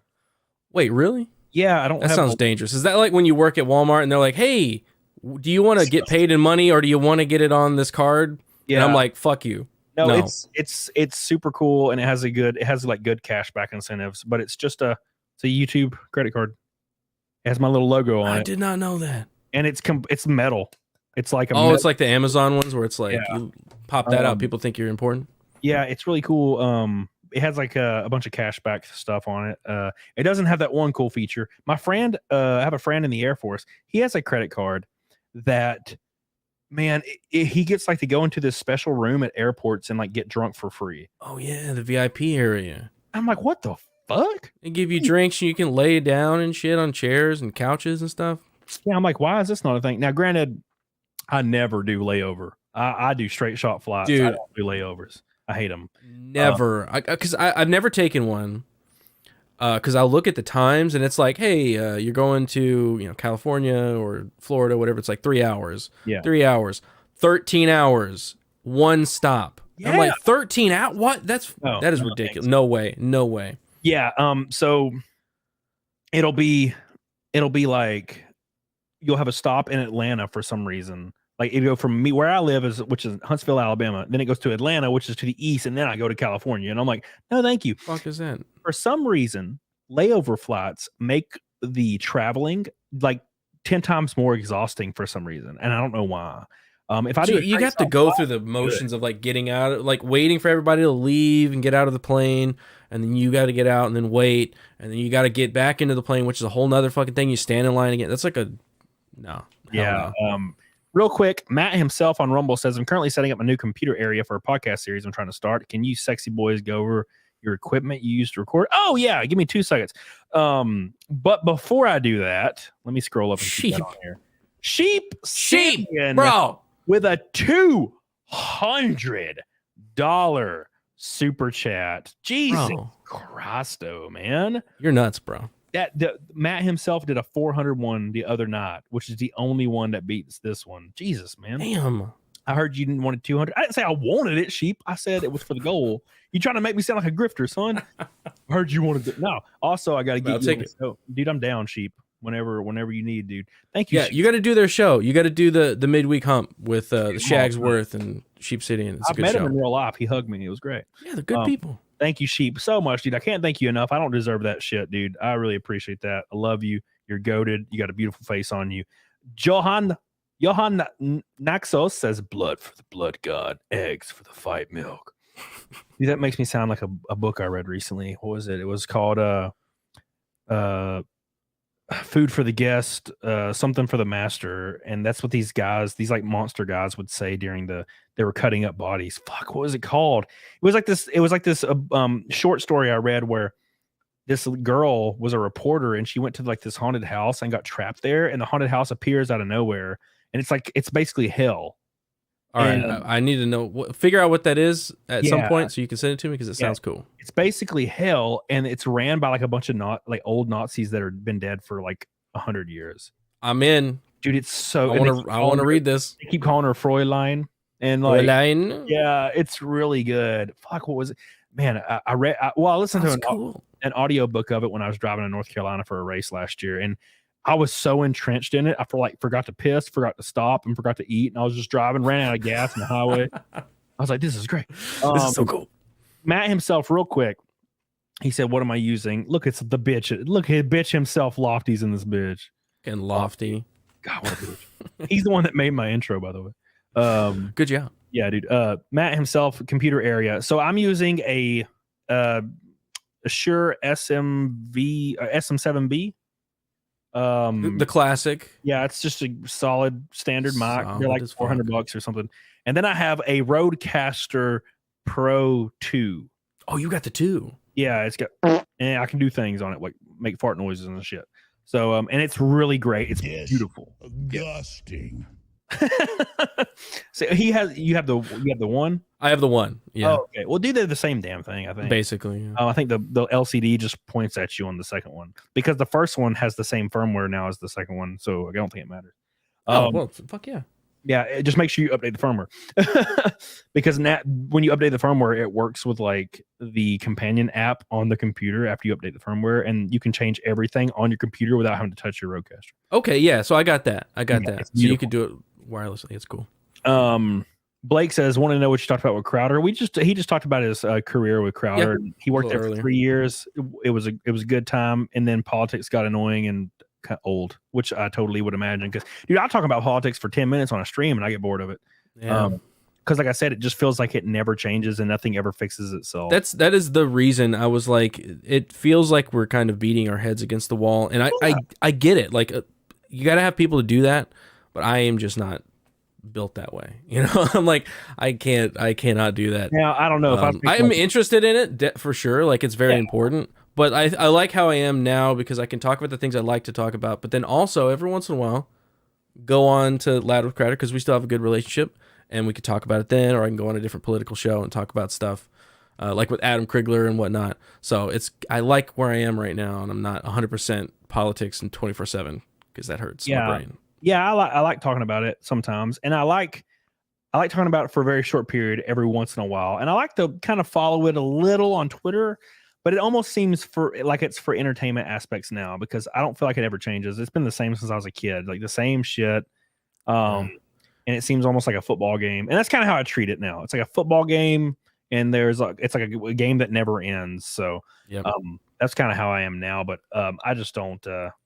Now, granted, if I was making millions of dollars, you best believe I'd be talking about it. What is that you say? Fosse is the devil? I agree. Let's talk about every day. Yes. Yeah. So I hate him. His face is ugly. Cash Kester says, "You guys are great. Can't wait for Vegas meetup. Cody, you should show up as well. You're pretty good, kid. I wish I could show up, but I have a race in, I think it's Western North Carolina, the day that they're there.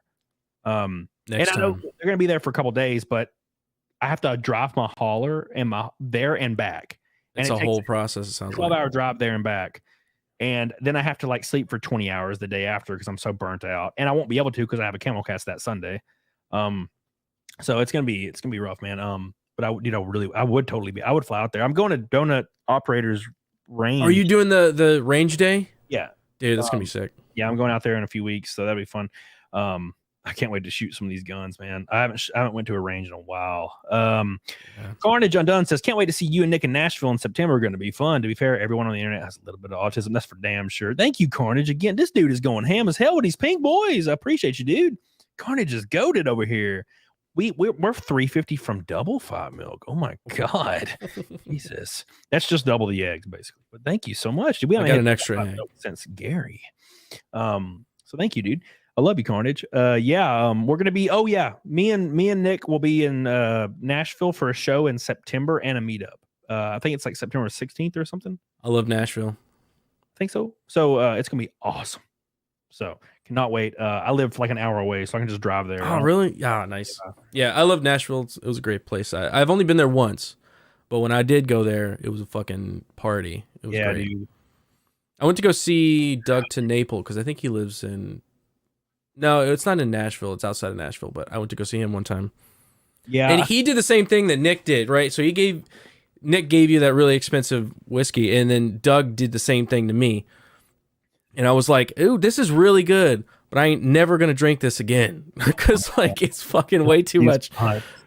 Yeah, dude. I went to Nashville to see Joe Rogan. In 2012, I think it was, or 2011. And this is before like he became like a household name, right? He was already really well known, I think, at the time, but it was more for, I think for Fear Factor and maybe some comedy. Oh, earlier stuff. Yeah. Yeah. And I went and met him, and he just came out and he was blitzed. and he hugged me, and we took a bunch of pictures, and we talked for like an hour about nothing. Dude, that's awesome. And then like he starts blowing up, and I remember posting the picture online because I've never posted the picture, but it's just me in a picture of we're hugging, and I'm like 22, and they were like, "Dude, did you just hang out with Joe Rogan?" And I'm like, "Of course I did. Yeah, of course I did." And I'm like, "I don't just ignore how I look 10 years younger in the picture. Don't worry about it." Yeah, it's funny. He's super cool. Just literally just talk to me alone, like at a bench. I was sitting on a bench and I saw him walk out of the thing, and I was like, "Hey, Joe Rogan," because I wasn't trying to meet him or anything. Yeah, He just walked out, and I was like, "Joe Rogan," and he just came, and he was standing at this gate, and I was standing on the other side of the gate. It was like a little waist high gate, and we were like face to face, like. And he hugged me, and he's like, "Let's get a picture, dude." And we just talked about nothing for like an hour, and then I had to leave because it was like freaking 1 a.m. and I was like, "I'm gonna get stabbed out here, dude." Like it's you're gonna go back into your nice you're probably your van or whatever with some security guys, and I've just got to walk back to my car. It's parked under a bridge. The Still Rat says, Core Black Garrett, does Crowder have a similar attitude as Gavin towards pop culture? All right, I'm gonna give you the lowdown. All right, okay. Crowder is a secret nerd. He doesn't want people to know this. Oh, you can tell. He tries to pretend that he doesn't know nerd culture. He's like, "Oh, well, look at me smoking cigars. I know. I do fitness stuff." No. Dude is a nerd, okay? So, I like over the years, I got to know Crowder pretty well, working together every day, before the show, after the show, whatnot. Yeah. And every once in a while, he'd drop a little nerd knowledge, and I'd be like, "Fucking, how you shouldn't know that. Dude, you should not know that." So he looks like a closeted World of Warcraft player, doesn't he? Every day he goes home and just gets on. Yeah, exposed, dude. That's right. Exposed, man. I swear to God, I don't know what it is. I think Elon must change Twitter because every one of my tweets gets like 1,000 likes now, and I don't know why. I'm just like, I say the dumbest shit. I tweeted about not having hot sauce because apparently like spices and salt and pepper is racist. And I was like, now I can't even have my damn soft or hot sauce. 700 likes. Like, I know. Yeah. Like once he took over, it's like exponentially. I passed 100,000 followers and I'm like 115 now. And it's like, it took me 4 years to get to like 60. And I went from like 66 to fucking like 100 in like no time. So I don't know if that's just the brakes being taken off. What? You say 100K? Yes, yeah. Jesus. On Twitter. What? Yeah. I only got 20K. Dude, you gotta get back on that grind, bro. Post more retarded shit. That's all I do. Dude, that's what I do. Man, I one day I got 1,000 followers one day. And I was like, that was a good day. We did great. I don't know what the hell happened, but we did great. And then I lost like 500. Like the next day, it's like it deleted 500. Yeah, they do like bot cleanses where they do that. Yeah. And I was like, why are bots following me? I don't even pay. Like I haven't paid for bots yet. Like I do, and a lot of people do. You look at GameStop; they have like 2 million followers, and they get like 9 likes. I'm like, oh yeah, you really slick. That's some bullshit. Budget Gaming says Crowder was the brain on Arthur, so kind of figured he was a little nerdy. He was the brain on Arthur. What does that mean? Yeah, the brain in the show Arthur. Back when we were kids, he did the voice for him. You mean the Arthur, like the one with the meme where he shows his fist? Yeah, that one. What? He was the second brain. So he wasn't the kid that did the voice for the first brain. He was the second one that came in. Crowder he was just on the show Arthur. Yeah. Why is every time somebody becomes well known for entertainment, they did something? I've voiced a character on a video game called No More Room in Hell 2. That's all I've ever done. I want to do some voice acting. It'd be fun. Like, out yet? I don't even think it's ever coming out. You're like, I did the work. I don't know what's coming out. It was supposed to come out in 2020, and it never did. And I keep getting notifications. It's like, it's releasing in October. And I'm still working. Which October? One of them. It wasn't last October. That's for damn sure. Yeah, I can't believe that. That's funny. I could not believe that he voiced a character on the Goofy Arthur show. It's funny. God, wow, that's weird. He did the Kwanzaa rap. The Kwanzaa rap. So the brain is like a black kid in Arthur because they're all animals, but he's like the brown one. But Steven did the voice for him, and they had a Kwanzaa special, and he did like the Kwanzaa rap, and they wanted him to rap, and it's not good. Okay, is his name Do-Gooder? The Brain? Full name Alan Powers. The Brain, Mr. Yeah. Float. I don't know about that last one. Mr. Deep Float. Sounds a little close. It doesn't. Where is it? It doesn't say anything. You would think it. I guess maybe it doesn't say Steven Crowder for obvious reasons. Yeah, it doesn't say. It never has voice actors on here when you look at these. IMDb. Yeah, Arthur Wiki. Trivia appearances. Oh my God, there's so many seasons he's in. Anyways, I'm Pretty weird. Yeah, that's pretty crazy, man. I did not expect that. That's pretty cool. Any more? Is there any more Steven Crowder knowledge that you have to give to me today that's some shocking like that? Was he also in a secret gay relationship that I didn't know about? Yo, man, jury's out on that one. I don't know. Could you imagine? God, they'd tear his ass up for that. Dude, they would. Yeah, even though there's like nothing wrong with it, but like he'd be like, yeah, you can't be conservative and gay. It's like, what? Damn. I'm pretty sure you can. Pretty sure I think you can. No, it's like how you're basically like at least on Twitter you're not allowed to be black and conservative for some reason. Right. It's like even those white bitches, we're coming back full circle. Those white women will be all over you. They'll be like, "You're a Uncle Tom." It's like, what? Hold on, white lady, you can't say that. Can't you? But you can if you're an ally in the moment. They get the card. Yeah, because they're the one making the rules. Exactly. All you white women in my chat, you're too powerful and you need to be taken down a notch. I don't know what the hell. How to take that voting away? Repeal the 19th right now, dude.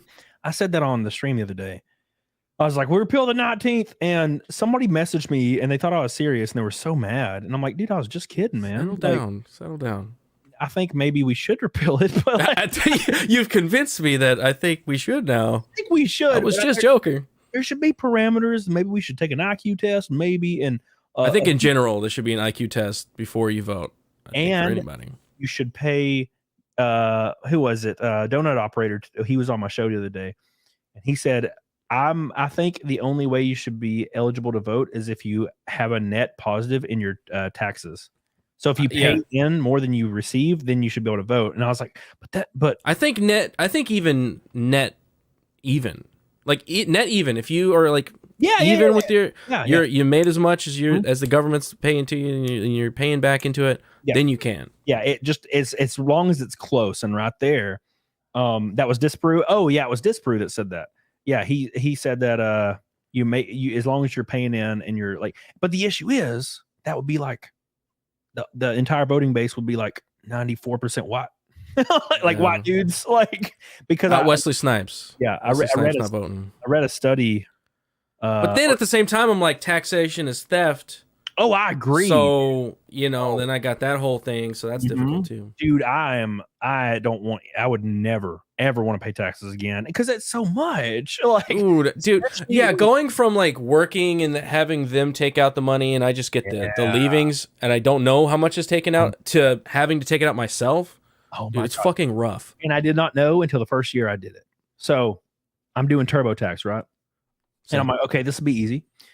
And it's like step one, enter in how much you made from your 1099 or whatever. So I entered it in and it's like, you owe 37 grand. And I'm like, that sucks ass. Well, whatever. And then it's like, are you self-employed? And I'm like, well, yeah. And I click it and then it goes up to 51 grand. And I'm like, what just happened? That's where I found out self-employment tax is a thing. Just because you're self-employed, you just pay more. Yeah. Just pay more now. I'm like, what? And I'm like, thank God. And that's like the first thing you do. It's before deductions and all that. Yeah. So you get to see the highest number possible, and you're like your brain goes, your ass goes out your asshole, and it just liquefies, and you're like, oh my God, I don't got that. What happens? I'm going to jail, babe. I'm going to jail. Prison. I'm going to prison. I can't pay that. I'm not.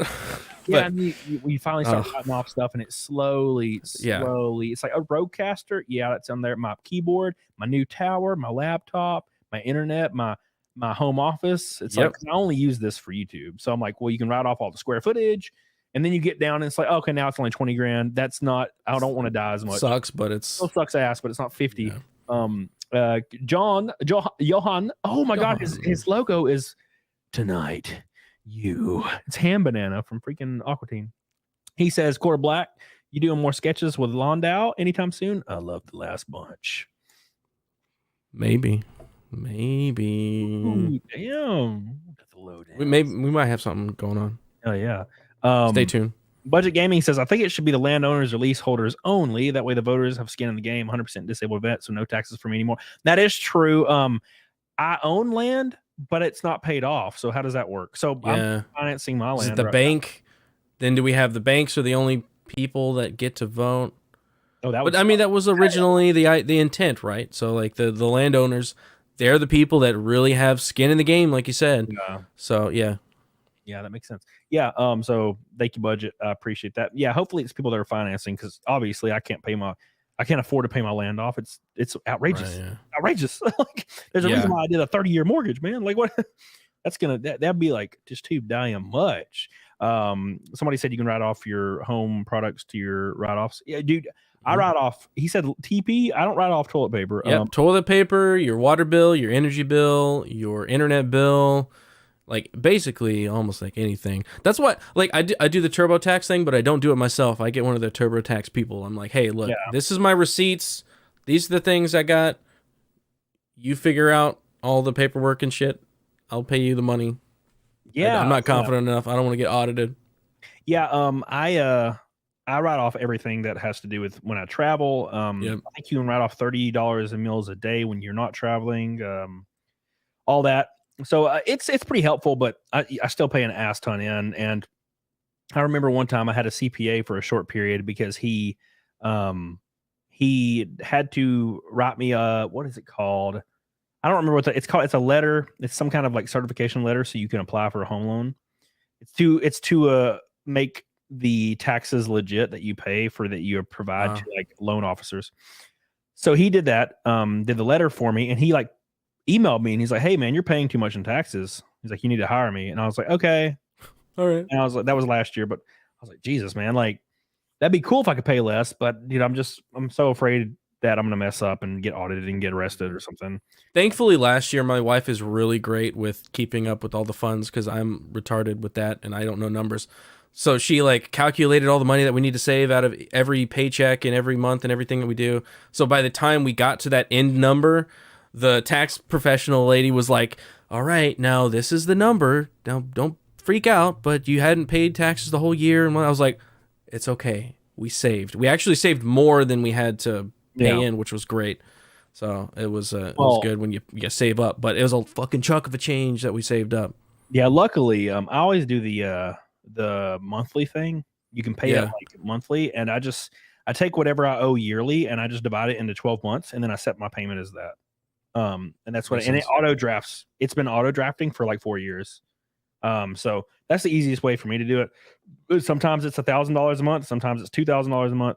Just depends on what year it is. And how much the grift was real that year. It's pretty much how good was my grift this year? How many fight milks did I hit? That's pretty much how it works. But yeah, I agree. I think taxation is theft, and I never want to pay it again.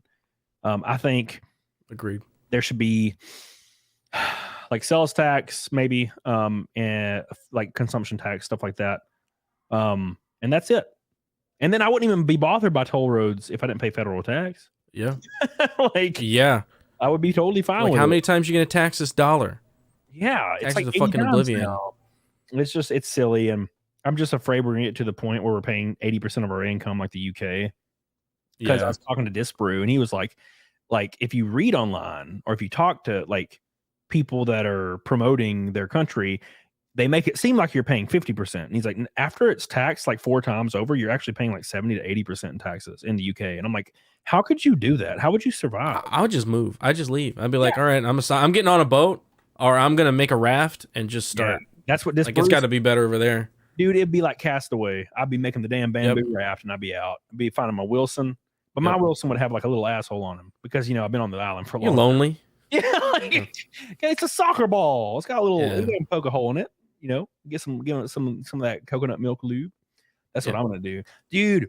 I watched an in-depth analyst. This is a completely different thing, but I watched an in-depth analyst of Castaway, and it broke my heart because I've never thought about it critically. But it's like the fact that Tom Hanks's character in Castaway, his wife was cheating on him like while yeah. she'd been cheating on him the whole time. I had no idea. No idea. Like I never thought about it. I thought she just moved on afterwards. Wait, really? Yeah. So, she had met with like some kind of prosthetic surgeon or something, and met with him like 6 months or a year before, like he left on his plane trip, and she doesn't answer his calls, and she always feels really bad like about like being around him and stuff. And the person that she married at the end of the movie, her husband was the surgeon that she had known a year before, Tom Hanks. She had been cheating on Tom Hanks the whole time. Damn. And then she left him. Well, obviously, hey, it's okay. Tom Hanks got that beautiful Texas girl in the end. Yeah, and she had like, I think she had red hair and she was hot as hell. Yeah, and she was an artist. She made like sculptures and shit. Yeah, dude, he totally won, and he was thin now because he was on the island and shit. Like, that's a great movie. That's like my dream. Like it, like the romantic idea of being a castaway and having to smash coconuts on rocks and eating them and making your own fire. I'd love to go out that way. Yeah. Great. Oh well, I would want to die. Yeah, but like Robinson Crusoe. You ever read that book? No. He gets a slave. Well, that's He's a shipwreck, right? So he has a ship and he crashes and he lands on the ship or on the island. He survives there for a while, and then there's like these natives that come to the island, and they use this island for like their sacrificial island. Yeah. So they come and they're gonna sacrifice this dude. He fights off the natives and he takes the sacrifice dude and he goes like, "Hey, you're my slave now." The rest of the book, he's just a slave. He's like, "What's your name?" And his name's like or whatever. And he's like, "Well, your name is gonna be Stu now, because I'm gonna give you a good Christian name." So and he gives him a name, and So he won. He got a slave. Yeah. Damn. God, I have to pay people. I don't want to ruin it. It's like I don't know how old the book is, but by the end he gets off the island and he goes back to his plantation that he owns. Oh, and he has a good book. Well, it all worked out in the end. Yeah. He had a sugar plantation. Look at that. Back to his slaves again. Yeah, dude. That's wild. Could you imagine being like a slave owner guy and you go to an island and then you still like you still one. Oh, you have dark skin. I think you're Stu now. You're staying It is so funny. It's such a good one. Damn. Doesn't matter where he's like, "I am your master and you are my servant." And the guy's just like, "Okay." Yeah, like what the fuck? Okay, tell me. It's like, he's like, "You saved my life, so now I am your slave." I guess transactionally that would make sense. Like in certain cultures. He's like, "I'm indebted to you." Yeah, that makes sense. Yeah. Like, me being a white guy, I'm like, "Thank you for saving my life. I'm gonna go home now." Yeah, thanks a lot. I appreciate it. Shake hand, leave. Yeah, but I'm not gonna do anything for you. I got stuff I gotta do. I got like dreams and stuff. I'm alive now. Yeah, I got so many aspirations that I'm not gonna do, and I'm gonna put off for 30 years until I get too old to care. Yeah, and then we come full circle back to suicide. So there you go. Should have been a slave for that guy on that island the whole time. I might have been okay. I might not be so sad now.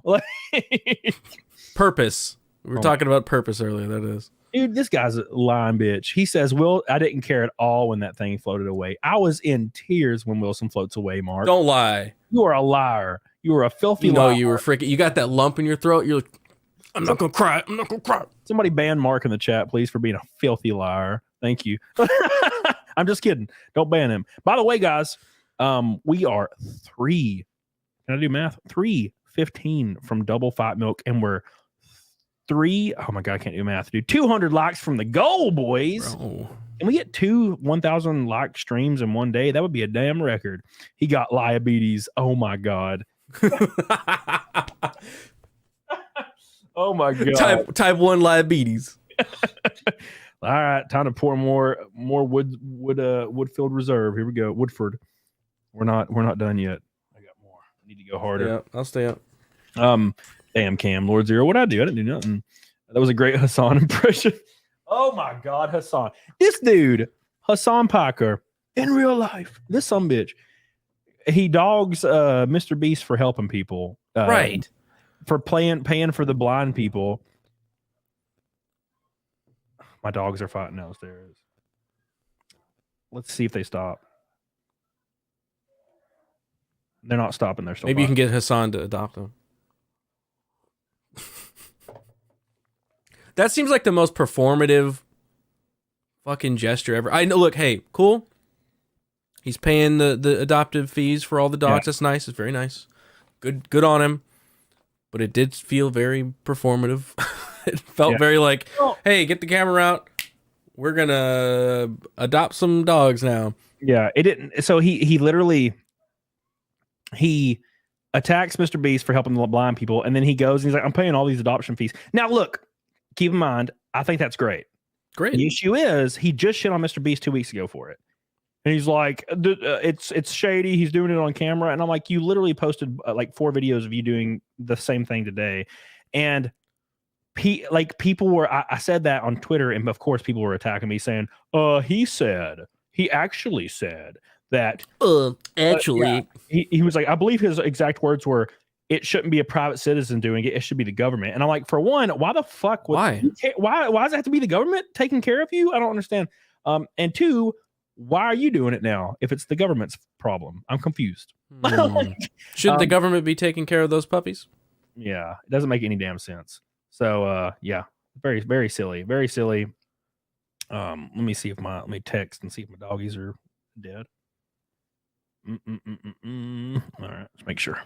They love to fight, man. They're giant dogs. And what do you have? I have a giant husky. I used to have a husky. He's a Siberian husky, full-blooded, but he's huge. And usually they're not that big. They're kind of medium sized. They're like 60 pounds. He's like 100. Damn. And then my German Shepherd's like 110 pounds. I have a German Shepherd too. I mean, I don't personally. It's my brother's. But yeah, I had a husky, and it's pretty rough in Texas because it gets pretty hot. Yeah. And they got thick fur. But he was so energetic and just like dumb as shit. He's a good dog. He's a good dog. He's just dumb. Yeah. Scarfy says Robinson Crusoe saved Jar Jar Binks and Castaway featured Fran Box in ball form. Fran Box in ball form. Dude, I love Wilson. Correct. It broke my heart, dude. Broke my heart. Wilson. Yeah. Oh, Johan, this is a great point, dude. Says the government can't install a toilet for less than $20,000. You think they can cure blindness? Yeah. So when my ex-wife used to work for the government, and she said they would have contractors come out and do certain things for their office or on base. And they charged $25,000 to paint a 12 by 12 room. And because they got to keep their budgets high. Right. So they just spend, they'll charge like what it would cost maybe. So I got my whole house painted recently. And I got a company to do it. And it was my entire house. My house is rather large because I sold my old house for a lot more than I paid for it because the housing market blew up. So I bought a really large house with a lot of room. And it's like 4,500 square feet or something. And I got the entire house painted different like colors depending on the room I was using it for. Very muted colors. And it was like $5,800. And it took them a week. They were in my house for a week, like 12 people, just in my house all week. And the government will pay one man $25,000, a contractor, to paint one room for like 2 hours. Damn. $25,000. And that's how they keep their budgets up. And people are like, they think their tax money goes towards roads for some reason. I'll never understand that because Tennessee, if you ever go to Tennessee, you ever drive on a road? Yeah, the roads in Tennessee are destroyed. They're undrivable on the interstate. And the only thing that goes towards that are maybe property taxes and maybe like a road, property tax and registration fees. Your federal taxes go towards the Federal Reserve, interest on the Federal Reserve. That's all they go towards. You're catching your money on fire when you pay taxes. Just federal taxes. You're literally putting all your money on your federal fire. Yep. That's what happens.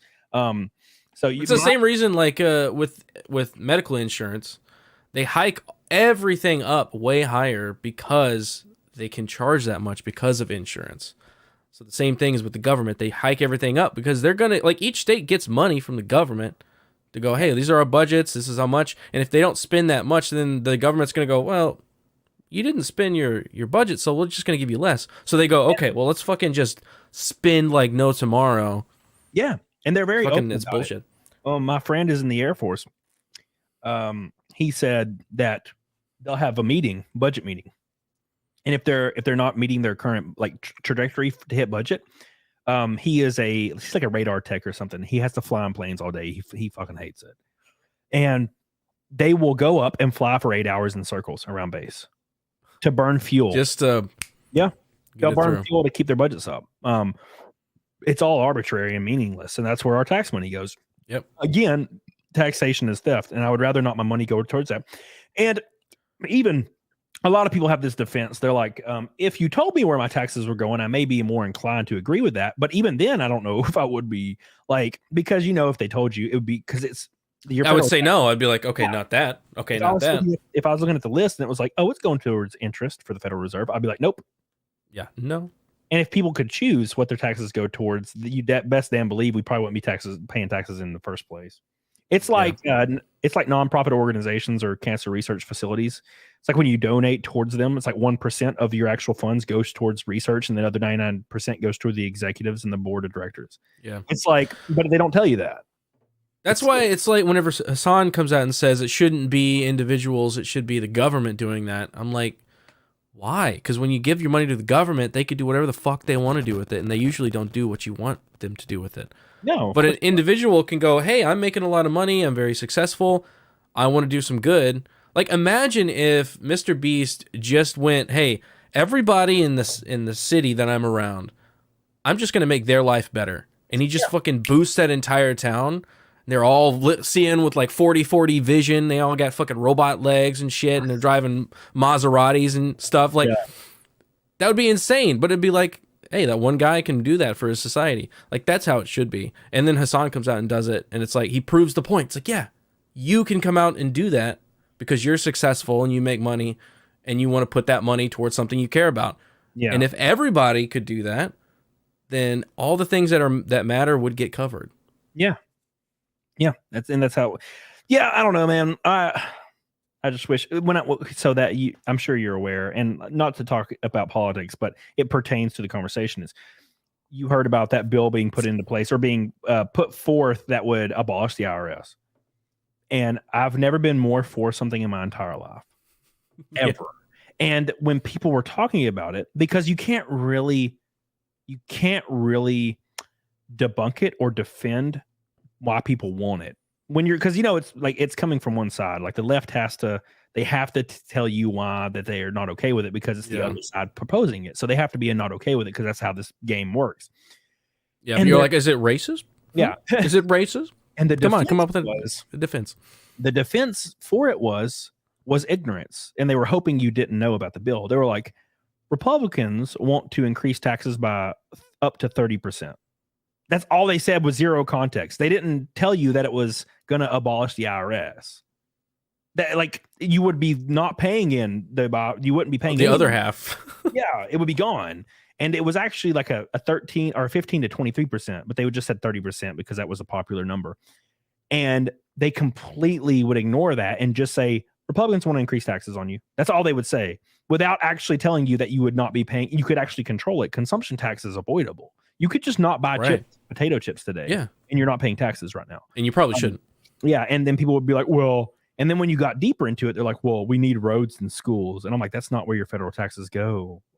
But they rely on like normal people.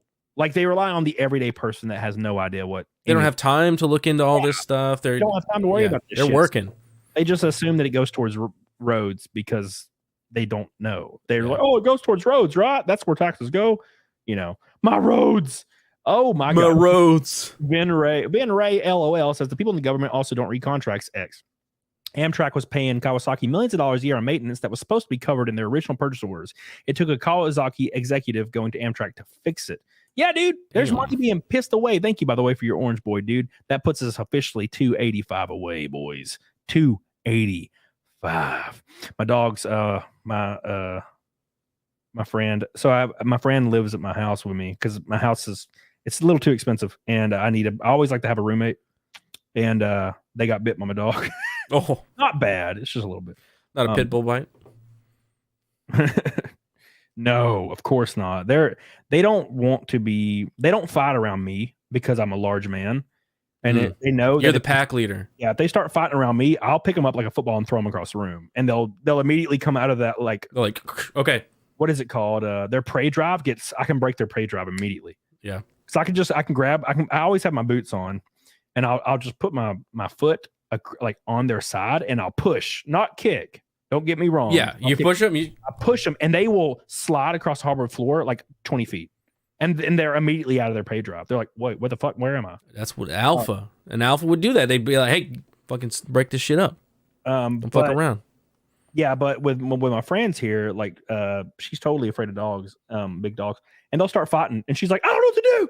It's like, ah! I'm like, I guess you're gonna die today. And I just I'm like, dude, let them fight. They won't hurt each other. They're both giant dogs. Playing. Yeah, they'll the time. There's floppy gruffs and they'll pull on it, but they may bleed a little. It's fine, dude. It happens. And she's like, no, dude, I gotta break them up. So she gets bit all the time. She's got like 9 bites on her. I'm like, dude, you can't break them up. Stop. God, it's ridiculous. I just kick them, but like not with a kick. It's a push. If I kicked them, they die. If I kicked my dogs, they would. You're like, I could do it. I could really. Yeah, because Mari sounds like kicking. No, you don't understand. I am a large man that squats like over 400 pounds, and you got a lot of leg strength. I can kick back like 200 pounds. Yeah, if I kicked my dog in the chest, they would die. And they would take one breath and fall over. They'd be gone. Like they would be a dead pups, unfortunately. What's up, Al Guang, my boy? How you doing, dude? By the way, Al Guang, I might need you here in a couple weeks. I know I told you, but I might need you to go to North Carolina with me. Because I need like 1 or 2 people to help me at my races, and I don't really have anybody. So I need somebody to go with me. Thank you, Jesus Davila. Do you have any dogs? You said you had a German Shepherd. So I don't have any dogs at my house. I grew up with dogs. My mother's a dog and cat lover. Yeah, a lot of when you find a stray dog running on the street, she'd pick it up. We'd end up having that dog for my whole life. I grew up with a lot of dogs, but I don't have any at my house now. But my brother has a German Shepherd because he ran away and he was like some dog that was running around. It was a storm, fence fell down somewhere. Picked up this dog, was taking care of it for like 6 months, and then we found the owner, and the owner was like, "Yeah, you can have him." We're like, "Okay, yeah, dude, all right." Yeah, dude, I grew up in a trailer park. We've been over this, and I had Chihuahuas growing up, and I don't like them. Like I had, I think 4, and I don't know what it is about white people, but we had like 4 Chihuahuas, and too damn many. Two of them were really sweet. They were the sweetest dogs. They were like normal ass dogs. You'd kiss them and hug them. But the other 2 were psycho, and they would sit on your lap and love you. But every now and then they would just be like, "I'm gonna fucking bite you right now." I don't know, like why. A cat. Yeah, it's like cat mentality right there. They would bite you, and they bite you hard. You'd be bleeding. Like now, granted, they're a Chihuahua, so it's not going to be that bad. But they would just bite you all the time. And I've never understood that, and I've never liked small dogs. I don't think there's a point in small dogs, to be honest. Like they don't have any biological need to exist. So I'm always shitting on small dogs. Decoration. Yeah, exactly. It's there for me, I guess. But I have 2 cats. I have 2 cats and 2 dogs. And my cats are the most wonderful creatures. They are so sweet, and like they will come in the room and they'll lay on me. They'll lay right beside me, not on me because they're fat. And they'll lay beside me. They'll chill. They'll go to sleep, and they'll get up, and I never have to worry about them. I don't have litter boxes. I have a small little cat like window that has a little sleeve over it that they just walk out, and they do their business. You don't have to train them. They just leave and they go do their business and come back. Yeah, that's the way. I think that's the way. Yeah, cats so much more chiller than dogs. Like dogs take a lot of energy, and they want to play. I was gonna take out. I got 4 kids. I think maybe once the kids go and they're moved out or they're older, I've got like little kids. Yeah. So once they're older and they're like, I don't have to take care of them, change their diapers and shit. Maybe I'll get a dog at the house. But for right now, it's like I already got a wife ass, and I don't want to do that with like dogs and shit. And like kitty litter, I hate that shit too. Dude, same. I got real lucky because I made this little cat door. And I was like, maybe they'll use it. And they never stopped using it. They use it every day. And I have a litter box in my guest bathroom downstairs. And it's been there for 2 months, and they have not used it once. They just go outside. So I'm like, I guess I can get rid of this. It's like the perfect situation. Yeah. And the only drawback is every now and then, because keep in mind, they can go outside whenever they want. I live kind of in a rural area. They will, every now and then, there'll be a small little like gopher or like mouse just laying dead in the kitchen. They brought you a present. Yeah, they're just like, Yeah. And I'm like, oh well, I gotta go dispose of this. They just leave it there. It's like they don't even eat the bitch. They just leave it. Fuck it up and then just leave it on the porch or something or in the kitchen. Yeah. Every now and then my husky might eat it like a fruit roll up though, so that's fine. Like a snack. Dude, he swallows that shit. My German Shepherd's really picky. He doesn't eat French fries. He doesn't like certain things. Really? My husky is like, you can give him lettuce, you can give him whatever, he'll eat it. He doesn't give a fuck. You can give him a hot wing. You can give him a blazing freaking Carolina Reaper. Yeah. Like, and I mean the hottest, spiciest thing on earth, he'll eat it. And he wants more. He wants more immediately. He don't care. He's like, give me more. I'll take all the hot. I'm like, can dogs feel heat? I wonder. I think they can, but I don't think cats can. But I think dogs can, but he doesn't care. I gave him something one time. He was begging for this. I had these really, it was like the one chip challenge, but it was like, it came with like a lot of them. It was like 8 of them, but it's not as bad. It's like half as bad. And I would eat one every couple hours because it was like part of a diet for me. Because it was spicy foods. That's a real thing. Yeah, it would make me not hungry. So I just, and he was begging, and I was like, you know what? How about it, bitch? And I was in a bad mood. I'm like, here, have you one, babe. And he swallowed it and then looked at me and wanted more. And he would lick his lips every now and then. And then he went and drank his water, and he never cared. I was like, well, son of a bitch. It's a badass. He's a badass little bastard. He don't care about nothing. Dogs do eat poo. Yeah. They got, there's iron. Yeah, iron so down there. it takes care of itself. My cats, they'll throw up. My dog will come up like a vacuum cleaner. And he's like, and he'll like lick the floor clean. So it's like clean in one spot. Dude, it's cleaner than when it came there. Yeah, they're like the whole floor is kind of like, I need to steam mop it, and then there's one clean spot where he freaking cleaned up, throw up. Noah Sanders says, dude, 2 episodes in one day with 2 killer guests. That's awesome. Keep up the great work. Of course, I got to contribute to Fight Milk, and of course, Garrett's going to do Fight Milk too. What are y'all's dream cars? My dream car is exactly that, a dream car. I'll never own it. It's a Ferrari F430. They're about 120 grand used, and I'll never have that. So rest in peace. 1968 Trans Am. Dude, yeah. Deep purple. Is that the one that has the bird on the hood? No, those are the 70s. They came in the 70s. They did the Firebird. My dad growing up had a 74. I may be wrong about that.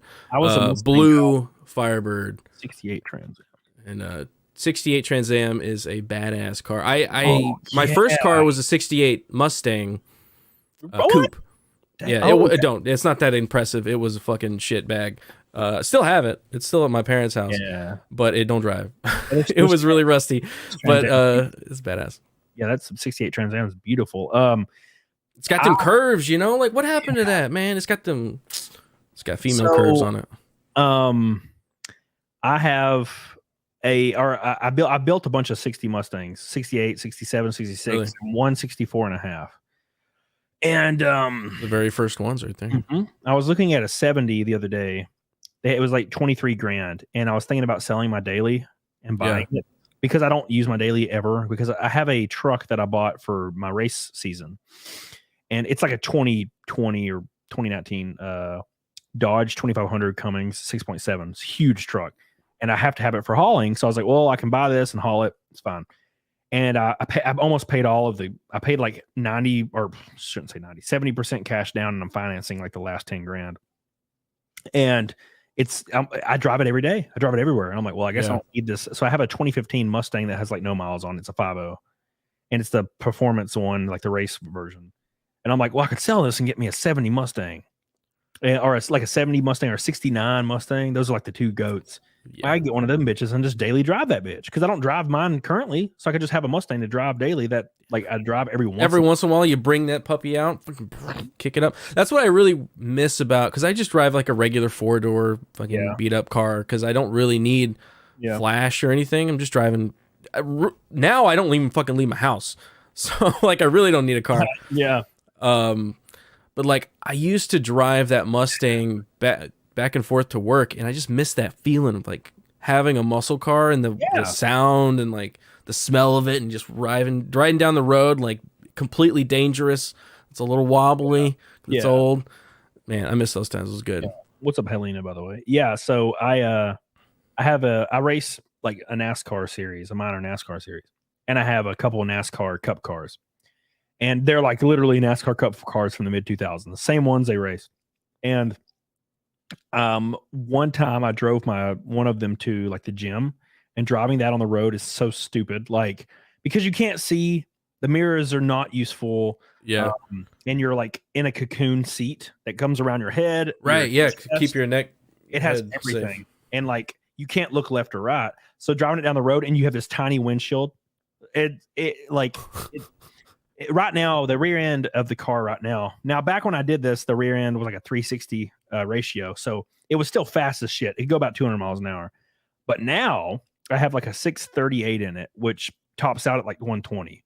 But it's all acceleration.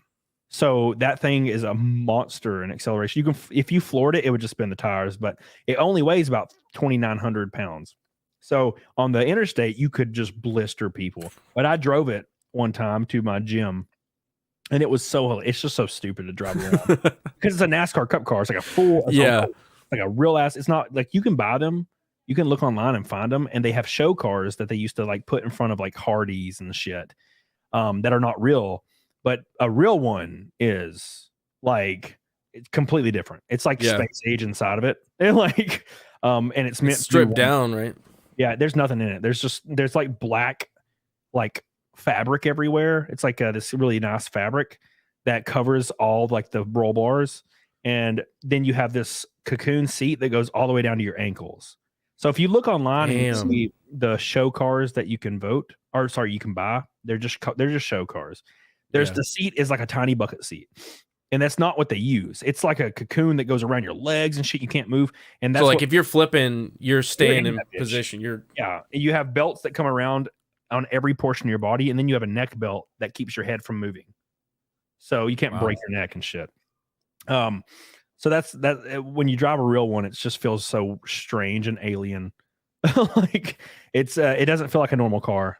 Because sounds like a spaceship, like you're fucking locked into this spaceship. Yeah, and the cams on it they're engineered for one thing only, and that's racing. Because the engine in it's an R5P7 Dodge NASCAR Cup engine, puts out like 850 horsepower. Holy fuck! And when you're driving like at 10% throttle, because that's what you would do like on the road, it's jerking because the cams aren't made to go like. Yeah, it's like why are we not going fucking as fast as possible? It just jerks, and it makes this loud knocking noise, like baka baka baka baka baka, and you're just doing this like in the car. Yeah. But as soon as you floor it, it turns into butter.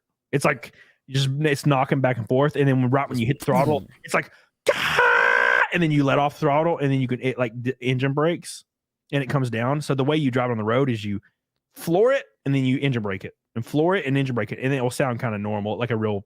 Okay.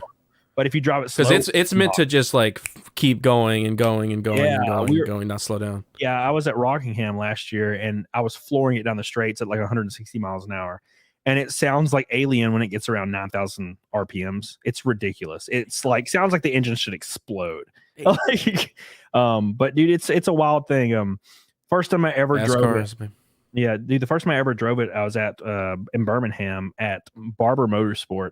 And I floored it down the straightaway, and like almost like a tear almost came out of my eye because it was like hard to fathom because it's not like a street car. It's not like a road car. It's like nothing you've ever been in before. And people don't know that until they do it. Like the transmission you don't use the clutch. You just take the stick and you pull it down and it just goes like immediately. It's just wow. It's like one gear. It's like the most alien, nothing to 100. The most alien thing you'll ever feel. Like as soon as you hear the RPMs get high, just pull the stick into the next gear without the clutch, and it just goes like butter. It's and it just pulls so hard. There's no lag in the throttle or nothing. Noah Sanders says, Cody, why buy a 3-ton truck for work and not write off a total of taxes by selection of my dream car? Oh, of course. You already know, dude. Why do you think I bought it, dude? Like, that's for work, man. What do you think I bought it for? Well, I mean, I make about $1,000 a weekend when I race, so hey, look at that. Yeah, I get that. I get the stuff in there. Wrathchild says, going to work, so I have to catch the rest of the show later. It will be replayed. Wrathchild, thank you so much for your Orange Boy super chat. I love you for the 200 SEK. I appreciate that so much, dude.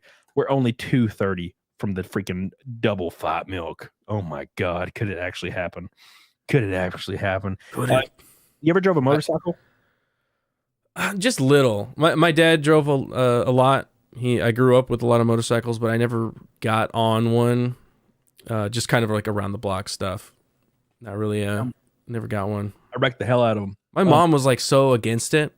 Well, Because she knows the damage it can do, and we've had a lot of friends that crack their skulls open and shit. Yeah. So she never let me do it, and then then I had a family, and I was like, yeah. Well, it's like, I'm gonna be honest. So, I would never recommend anybody getting on a motorcycle. So dangerous as fuck, but they're badass, dude. they're so cool. I think I've had about 6 motorcycles, and the first one ever I built myself, and it was kind of like a frame with an engine. It was a GSX R600, I think, and it was great. It was a fantastic motorcycle, and it was so fast. You would floor it in first gear, and it was almost hard to hold on to the handlebars because of how fast it was going. Yeah, and it was an awesome bike, but I wrecked the shit out of it. I was going straight, man. I was going straight, and I started turning onto a road, and there was a tiny hair, and I mean a hair of gravel, and I just smashed the ground and just slid across the ground for like 100 feet. Yeah. Luckily, I had a Joe Rocket jacket on, so I had like this armor on, but my hand had no gloves on, so my hand was just meat. And about a month later, because you're sliding and you're I put my hand down, right. So about a month later, I had like my hand was hard, like my entire hand was a callus. Yeah. And I remember taking a box cutter and poking it, and it didn't hurt. And I pulled it, and I pulled my entire like skin of my hand off. Ugh. And it was fresh. I had a new hand under it, but it was it just grew that tough. There was like exterior, like micro gravel and like black all in the dead skin. Yeah, it was crazy. Ouch. So I got rid of that bike. I repaired it and got rid of it. And then I had a cruiser. It was a V-Star 1000, I think. And it was a great bike, but I sold it eventually. And then I got old enough to where I'm like, I don't want to drive these anymore because they're fun, but all it takes is one person at a stoplight not stopping, and I'm dead. Yeah, and I don't exactly. I just don't trust anyone. And so I started getting like muscle cars and race cars, and that kind of fed that need to have something loud and pumpy. Go fast. Yeah. I feel like I'm in control of a massive machine. Yeah, but that GSXR that I had was faster than my stock cars, like way faster. Well, it's light as fuck. Yeah, maybe not top speed. But granted, you're right. The NASCAR weighs 3,000 pounds. But yeah, it was so fast and terrifying. And I remember the fairings on it, like the body wasn't really attached very well, and it would sway in the wind when I was going like 100 miles an hour. God, I'm so glad I don't drive anymore. Like I think back to how many times I could have freaking died, dude. Yeah, I grew up like very conscious of motorcycles because we would take my dad. We would go to like bike nights where we'd all meet up, or like my dad would go on a ride and we'd follow him sometimes, and we'd always be like right behind him because people, they don't see bikes. Yeah. So they'll just be coming right into their lane or whatever the fuck. So yeah, that shit's scary as shit. Dude, oof, yeah, I'd rather die. By the way, speaking of rather dying, make sure you guys like this stream. I just posted it in the chat. We're only 100 away from goal, which is very doable. Get on it, doggone it. And 240, I think, 230 from Double Fat Milk. Get the hell on it, doggone it. Are you good? Are you good to go a little bit longer? Or yeah, I'm good. Oh, hell yeah, dude. Yeah. Usually people are like, "Nah, dude, I'm out." I'm like, "You bastard." I do F&T. I'm ready to go. Oh yeah, that hours, bro. I remember watching it the other day, and I came home, and it was like 10:30 or 11, and it was still on, and I was like, "Oh my god." We go long. Noah Sanders says, at Gat says, all the gear all the time, got to stay as safe as possible on a bike. Totaled my first bike by someone braking quickly trying to turn right without a signal.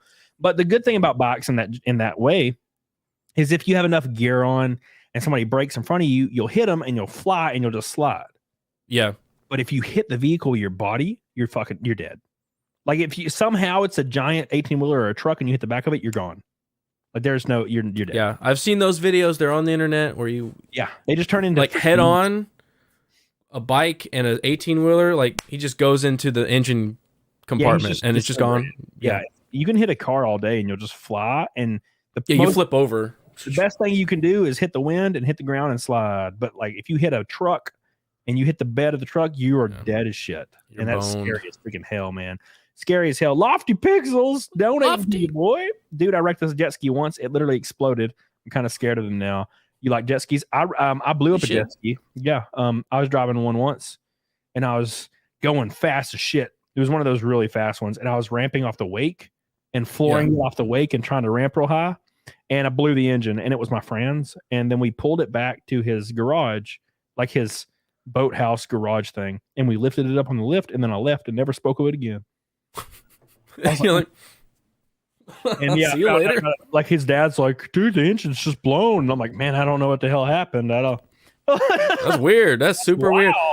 I almost wrecked a friend of mine's four-wheeler. We're out four-wheeling, and I went over a hill, and on the other side of the hill were these two trees. And by the time I was over the hill, I was already in the air. Like, I couldn't change course. Yeah. And the two trees were just the width apart of the four-wheeler. And I was like, all right, here it is. Here it comes, and I'm going to crash. And it went right in the middle, like perfectly. I was like, oh, thank God. Because I was like prepared. I was like, all right, I'm ready to fly into the air across the fucking yard. Yeah. So one time I was on my four-wheeler when I was a kid, and I was driving it, and I would always pull it up on two wheels and drive. It was so fun to do because it was so easy. And I was driving it once, and I was just going straight, man. And I was just driving along down the road because, you know, I'm in Alabama, I'm trailer park. I'm driving down the road going like 40 miles an hour. And I'm looking forward, and then I look out of the corner of my peripherals, and there's a tire rolling beside the four-wheeler. And I look over, and there's such a tire, and it goes into the ditch. And I was like, oh my God. And I start slowing down, like purposefully, obviously. I hit the like foot brake. I'm slowing down. And I'm like, oh God, is that my tire? Because, you know, I guess I didn't put the cotter pin in. Yeah. And I'm like going. And I'm so scared. And I'm get to about 10 to 15, 20 miles an hour. And I knew it was going to happen eventually. And it catches, and I fucking flip, and I just fly. But it was almost perfectly. The speed was so perfect that I flied, and I just hit my back and slid like an inch, and I was fine. Wow. I didn't even I barely had a scratch on me. And but if I was going like 50, I don't know what would have happened. Yeah, it was wild. That same thing happened to me in that Mustang that I got. Luckily I was not on like the highway. I was on the side road at a stoplight, and I came to stop, and then turned green, started moving, hit gas. I was the very first car in the line too. Hit gas, started turning, and I looked over. I looked over, my wheel just starts going into the fucking intersection. And I was like, oh fuck. And because at that point, whenever a green light starts, I just floor it. I'm trying to get to speed limit as fast as possible. So I was going kind of fast through that turn. Yeah. And I had to like hit brake real hard. There was cars all behind me, a fucking long ass line. I had to like jump out and chase my wheel, catch it, pull it back, because I was making that turn, and it was about to go straight into another whole intersection and start hitting cars and shit. Oh. But I caught it. It was crazy. I still have a scar on my hand because I cut the shit out of my finger. It's right here. So your wheel was just rolling down the road, so you just chased it? Yeah. Wow. That's badass. Because the car's not going anywhere. Yeah. I was like, all right. Nerd Jock says, you ever think about bringing RGT85 on the show? Yes. I actually DM'd him about 3 weeks ago, and he hadn't read it, probably because he gets so many damn DMs. I would like to, but I don't really know how to contact him. I probably should look and see if I can find his email, though, because I've talked to him in the past, and he's really cool, so I don't think he'd mind. I like his content a lot. I saw him make something or comment on something on Twitter recently that kind of it was like something about trans being like a little over the top now. It's like, okay, can we just chill for 2 seconds, like with the trans shit? And do the replies were like, oh my God, no, RG, you're one of those. And I'm like, dude, like at this point, we're just being freaking normal and logical, and just trying to, like, people are tolerant. People are okay with some certain shit as long as you're an adult, but like people are pushing way too hard, way too fast. Yeah. It's like starting to become to the point where it's including children now. And like a lot, like the Dylan McGovney or whatever the freaking Yeah, dude's whatever name the fuck is. is it. It's like now they're not a trans woman anymore. They're a trans like toddler. Child? Yeah, it's Like, fucking. we're going too hard. We're going too hard. And we need to take a look back because, like a dude, a drinker has said it to me. Gary said we all genuinely agree that, dude, if you're an adult, we don't give a fuck what you do. We Exactly. don't care. Just don't bring children into it. And it's like, oh, you don't like children being it? Okay, we're gonna bring children into it just to piss you off now. Yeah, and it's like I'm not going to accept that. I'm sorry, just not going to accept that. Heads need to roll, for sure. Do what you want to do. If you're an adult, have at it. It's a free country. Do whatever you want. Bring in kids, and you're gonna get fucked up. Dude. I agree. Matt himself says it's mesmerizing that Quarterback Jarrett brings in more super chats than Critical Drinker. However, That is weird. Yeah, I knew a Quarterback before I knew Drinker. Cheers, Jarrett. Well, me and Drinker were only on for like an hour and a half, whereas we're already 2 hours in here.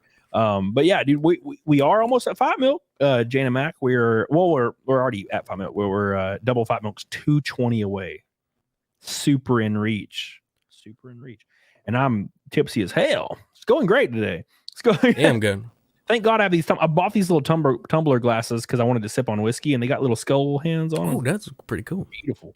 That's got regular. Yeah, I just got the Whiskey. regular. Look at this regular ass glass. The increase in super chats is because of diversity. Thank you. Thank God. So, Quarterback Jarrett. So, is one of your grandparents or parents black? Yes, my dad is half black, and his dad is black. So that's how it works. Well, there you go. Well, hell yeah. That's So how the math shakes out. My parents are filthy trailer park white people. Well, hey, look. So the other side of my family were country, live out in the middle of nowhere, raised cattle, raised horses, worked on ranches. So that's the other half, and they're all German, old German people from Oklahoma. So we are very close there. Lofty said he's drinking Woodford Reserve. There you go. I gotta try some of that Woodford, man. That's what I'm drinking right now too. Try somebody. Did he just say skull hands? What did I say? Is it skull hands not the correct terminology for skull hands? Skeletal hands, skull. Oh, they're not skulls because. Oh, I'm stupid as hell. Yeah, that's a head. I'm dumb. I'm sorry. Skull hands. Skull hands. It's basically the same thing. It's what it means. Yeah. I think Wednesday I have a legal mindset. I need to look at my schedule. I haven't scheduled anybody in a hot minute because I scheduled like 20 people out, and I was like, I should probably calm down for 2 seconds. Because then It's good to be scheduled. I ended up with a situation of 2 people on one day, but luckily Drinker's in the UK, so he had to do it really early. But yeah, oh yeah, mostly gluten. Yeah, I agree. Makes That's sense. That's the logical explanation. Because What's up, mostly gluten? mostly gluten. Unlike me, I'm gonna eat some cheese quesadillas when I get off this bitch. Oh man, I'm not eating carbs. I've cut the carbs, so I've been eating a lot of meat. So the quesadillas I eat, the tortillas, Tortilla. they're like no carb tortillas, and they taste completely normal. What brand are these? I don't even remember. I get them must at get Kroger. these. They're Kroger brand actually, but They're like I've seen those. Where they're like 6 grams or something, like super fucking low. yeah. And I eat 2 cheese quesadillas almost every night, and I eat like low fat, quarter cup of Colby Jack cheese, 100 calories. Most of the calories are in fat and protein. I eat 2 of them bitches, and they taste like Jesus. Like if Jesus was like a tortilla, you know. I want a tortilla so bad. God, they're so good. I found, man, there's a place. It's like this Mexican food market that I found that's close to me, and they sell pre-cut chicken breast that's already been marinated in like fajita marinade, and they're so good. So I've just been eating chicken, basically chicken, broccoli, chicken. That's the way. I got some bok choy. I like bok choy, chicken bok choy. Yeah, and eggs. A lot of eggs. I've been eating a lot of eggs. Yeah, the thing is, oh, God damn it, legal boss is jumping in here. I'm fat, bro. So yeah, so what I do when I'm in a bind. So today I was in my truck and I was like, I haven't eaten. So I went down to there's a gas station like at the end of my road, basically. And they have rotisserie chickens and they taste so good. So I just grabbed one and I put like a leg in my mouth while I was making the Critical Drinker thumbnail. I was like, and I just like cleaned off 2 of them and then rotisserie chicken's so fucking good. God, it's so great. And they have, their meat and they have no barely any fat, no carbs. Right. Like they're it's all protein. Legal Vices, I love you. I'm fat, stop making me hungry, bro.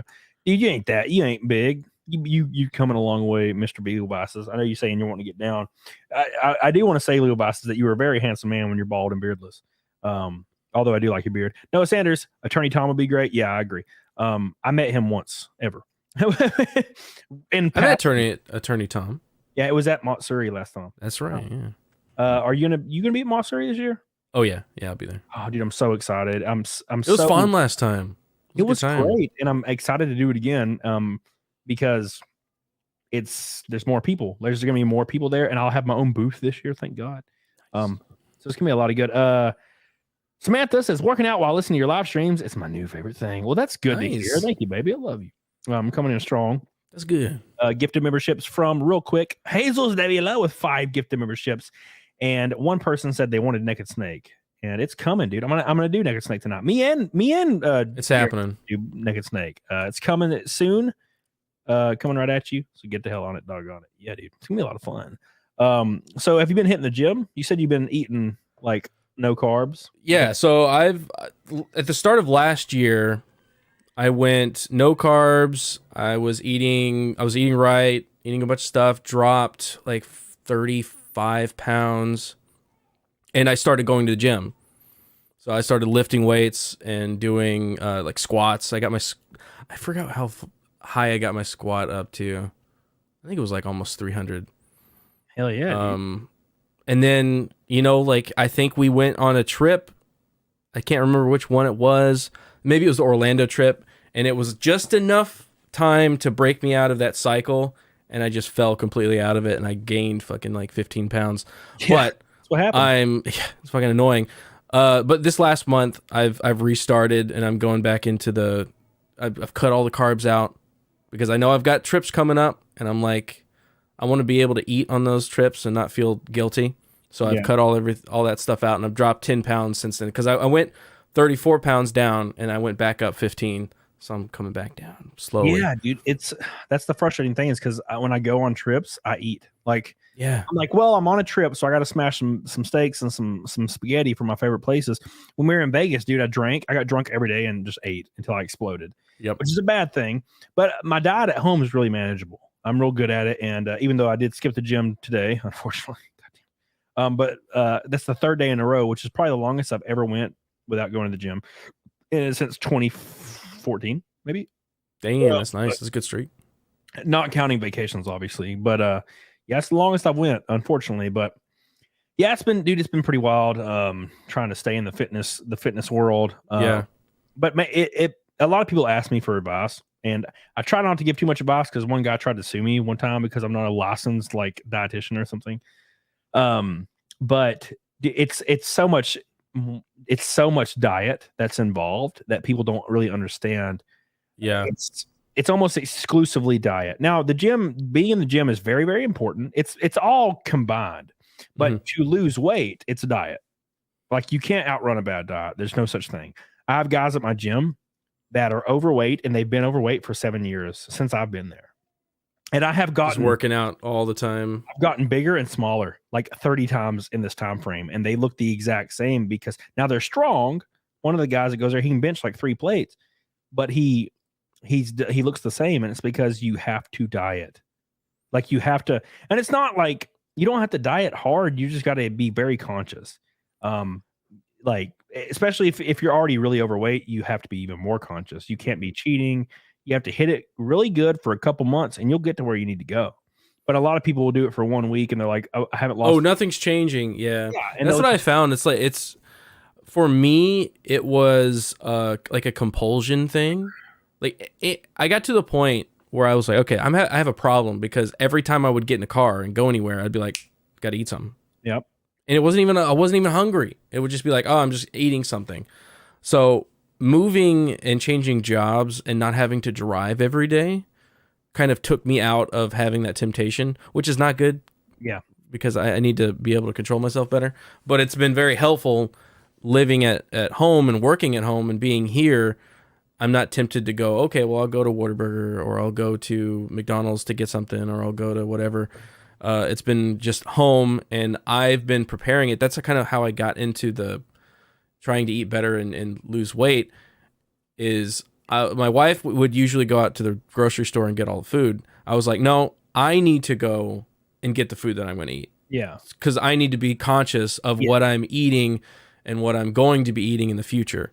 So that's what's really helped me out, is being able to like be in the process of it. So the lady that I get a lady that cleans my house because there's no way I can do it. It's just too much going on. And she's an old friend of mine, and that's what she does for a living. She cleans houses. So I was like, you can come here. And she also goes to the grocery store for me. And dude, that's like the easiest thing is for her to just buy my shit and I don't have to worry about it. Because if I go there, I might grab some peanut butter or something peanut butter is fine, but like some jelly and some bread. And I don't eat fast food like at all. I haven't eaten fast food regularly since I was in my 20s probably. But every now and then, McDoubles from McDonald's have good macros. So if I'm on a road trip, I'll also grab one. But yeah, that's the hardest thing is just staying in that mindset. But I've gotten really, really good at it. I'm real good at just staying on my diet. Especially if I'm not the one buying anything. So that's funny because I'm the opposite. Like if I could tell my wife to go get stuff, and then it's almost like I don't think about what's in there and what I'm eating. Yeah. If I'm there, I'm like, okay, I need to get chicken and I need to get broccoli and I need to get asparagus and I need to get that, and that's what I'm going to eat. So that's like helped me like stay focused in that. Yeah, dude, that's how you do it. Like, and I'm trying to do it like not in like a cold turkey way, because I've done that. I've done cold turkeys where I just eat fucking tuna cans every day, and I've got pretty thin that way back, like 10 years ago. Yeah. But it always comes back, because I can't. It's not sustainable. So I'm trying to do it in like a slow, sustainable way. Yeah. So what I tell people is, a lot of people ask me, and what people don't understand, a lot of people just people that have never done it before. We were talking earlier about like people doing it for a week and getting discouraged. You don't see any actual progress until, I don't know, maybe 8 to 10 weeks in, because your body is still, it'll take anything you put in it and hold it and then convert it directly to fat for energy, because it's confused. You're not giving me any energy. What's going on? So it's holding this shit. So you have to change your diet completely over the course of months. It's not a 1 week thing. Now you can go really hard, almost to the point where you're fasting for like a month or two, and you can drop weight. But to drop actual good fat, it takes such a long time. And people get so discouraged because they'll go for a week and they'll lose some water weight, like 13 pounds of water weight. And then a month in, they haven't lost any more and they get discouraged. Yeah, it hits a plateau and they just sit there. And that's it's been discouraging for me too. And then as soon as you hit that 8 to 9 week mark, it will stop coming off so fast that you can't even fathom it. It's so fast. And that's because your body's like, well, I guess they're not going to be giving me anything, so I have to adapt and adjust. And then you start burning fat for reserved energy. So it's weird too, because you'll be a month in and you're so worn out and you can barely get out of bed. And then all of a sudden the 5th and 6th week hits and you're really energized. You're like, I don't know. It's like switching over to the other. You're like, why do I have energy? And it's like, it's because your body is now burning like your stored fat for energy, and you have all this energy and you don't really know why. So that's how you can kind of tell. Noah Sanders says, screw suit happy people. If Isaac Butterfield can do exercise videos on his channel, you can too. Let's see Cody in the gym. Yeah. The only reason I have never done workout stuff as far as content is because it's almost just for me. Like going to the gym's like a mental thing for me. I do it for me. And not that I don't think I could help people. It's just I don't think about it when I'm there. When I'm there, I'm just going hard. Yeah, you're focused. Doing my stuff. By the way, Chris Cola, how you doing, dude? I saw you pop in this bitch. Shirataki noodles. Oh my god, dude, I need me some noodles in my life for sure. Noodles, dude, I love noodles. We're exactly 200 from Double Fight Milk Boys. 200. We are closing in on the end here. Probably got about 20-30 minutes left before I'm gonna let you free. I don't want to keep you too long. Dude, it's been a good time. It's been a good time. It's been relaxed, man. It's been really relaxed and cool. I'll tell you, like the first time I've been overweight pretty much my whole life, except for like when I was a kid until like 13, 14. Yep. I was pretty active, and I was like in baseball and whatnot. And then I just wasn't. And then I had a family and I had work, and a lot of that work was like sitting down and all that shit. So I got out of it.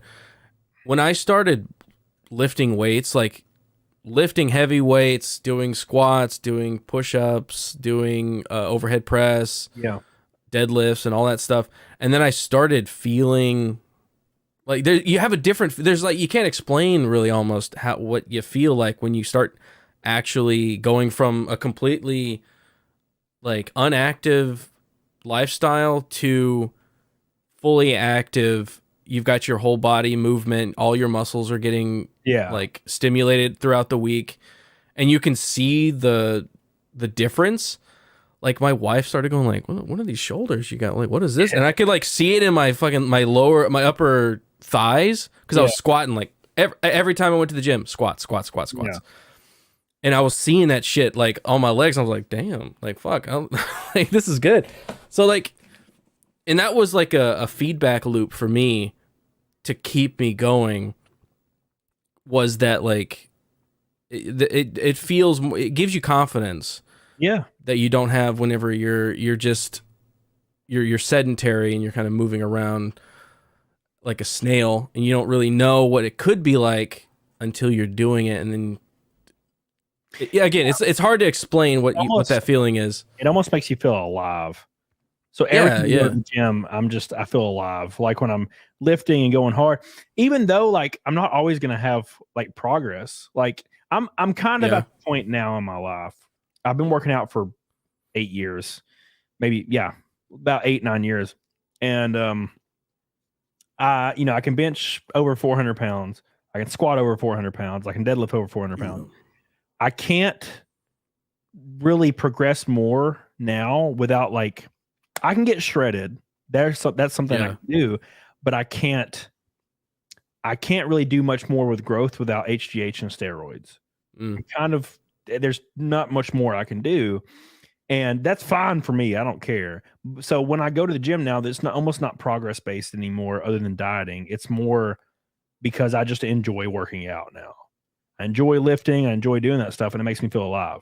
And it all started with progress, because I made so much progress so fast when I first started, like the noob gains, that's I've heard about those. That's basically what I was going off of. Was like, damn, I'm like fucking jacked. Like I even see it like after I fell off for 3 or 4 months. It was kind of a stressful 3 or 4 months too.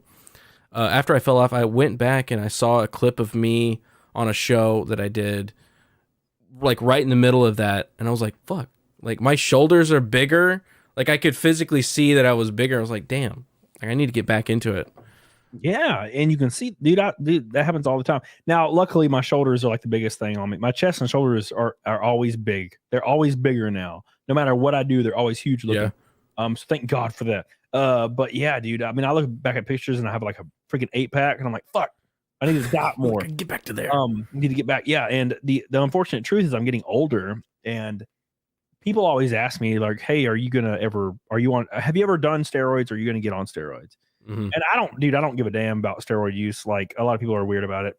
I tell people like, I probably will try it when I'm in my late 30s, maybe 36, 37, because I'm start losing the ability to do it myself. Because you get older. And, right. That's probably what I'm going to do. But as of right now, testosterone therapy, I mean, it's a real thing. You get older, you start producing less of it, so then you can do less. Yeah. People are saying so that's a legitimate X-ray girl raid. Oh, well, by the way, Birmingham What's up? Fast way to make anything not fun, make a job. You're right about that shit. X-ray girl, where is she at? Where's X-ray girl at? Start TRT around 36, 38. Yeah. Now you could start it earlier. I've dabbled in TRT before. It's one of the greatest things that's ever existed, in my opinion. Like I was talking to Donut Operator about it, and it's a very, very nice thing. If you're ever feeling kind of down and out, get your levels checked. Very important, people in the chat. Get your levels checked. Holocron's in here. How you doing, baby? How you doing? Yeah, it is something that it can get you depressed, and you wouldn't even know why. You just be like, "Wow, I'm feeling really down. Like, what the fuck? There's something going on. You got to get checked out." Yeah, that's the one thing. If you ever feeling weird as a man, feeling kind of weird, like you've never felt like this before. Why am I emotional? I've never felt this way. I don't. No one likes me. I want to lay in bed all day. Go get your levels checked by a physician, and you'll find out immediately, and they'll prescribe it for you, and it will change your life 100%. I have a lot of friends I know that do that kind of stuff, and because they got low T, and it will change your life. By the way, speaking of low T, we're at a low lock amount right now. We're 80 away from the goal, bitches. 80 away. No, you're out there and you haven't hit that like button. I mean, a bitch. It's like right there at the bottom of the. Just scroll down, hit the like button, smack it, smack it. Hell yeah, dude. Dude, Chronics is always crying. That's for sure, man. Bourbon says my chest is always big now. Those chest girls. Thank God for that, or else girls wouldn't like me. That's what I'm glad I don't have man boobs. You know, like I've got fat, but it's lower.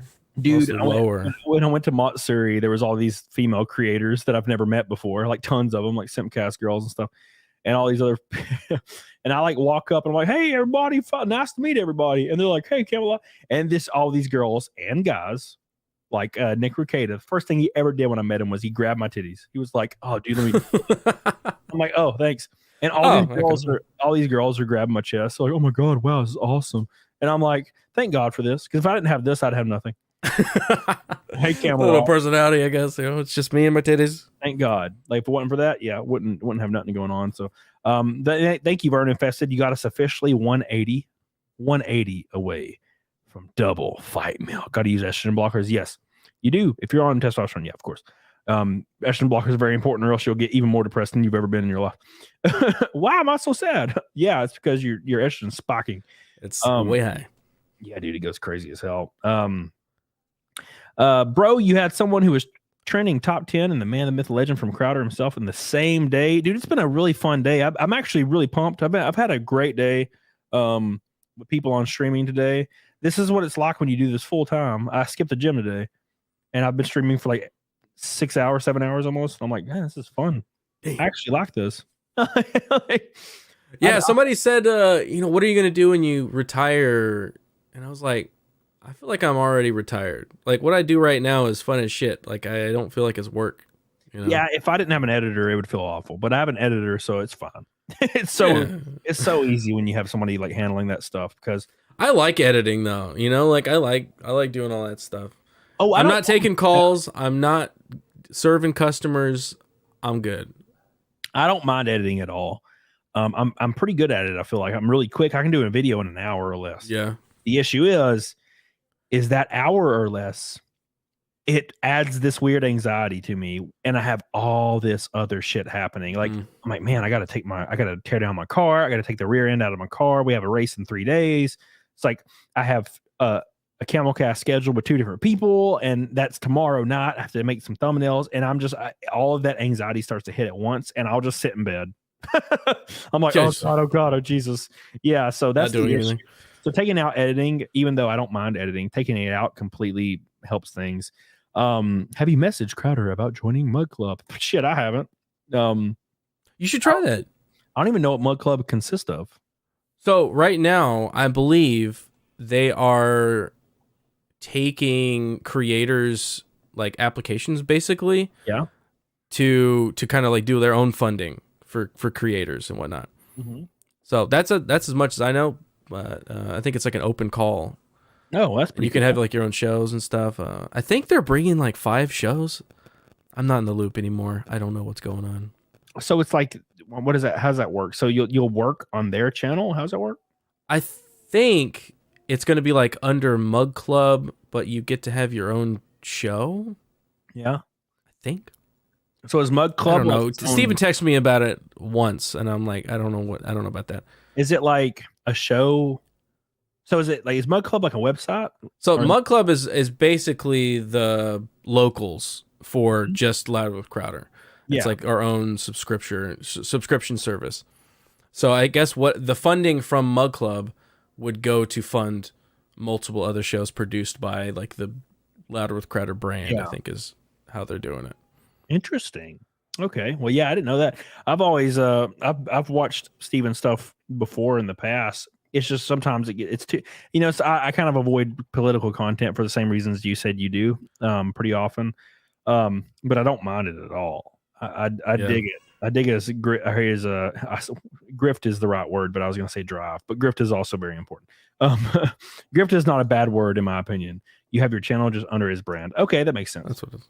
All right. So yeah, I've never considered that. Like an MSM, what are they called? MSMs? Yeah, I think it's something like that. Yeah, I've never considered that because I want to be independent, you know. I so like scary being to do that. Like yeah. they have your channel, but you just kind of work with it. And like as far as like super chats and like stuff like that goes, like I'm fine. I don't need any help like with funding. It's completely handled. Because luckily super chats and memberships and locals is really successful with me because I have some of the best supporters that have ever existed, and I don't really know why. Like Except for my supporters, Seth Loney, I see you in the chat. Seth Loney, where is he at? Right there. He at? I don't see him. You're pointing at him as if Seth You Loney. see it right there, Seth Loney. He's green. I see him. Yeah, dude.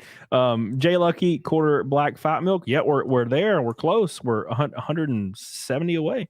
They're looking for creators to fire to pour gas on. Jim Brewer, Nick DiPaolo, and Brian Collin have all joined up with them. Hell yeah, dude. Oh, really? That's freaking awesome.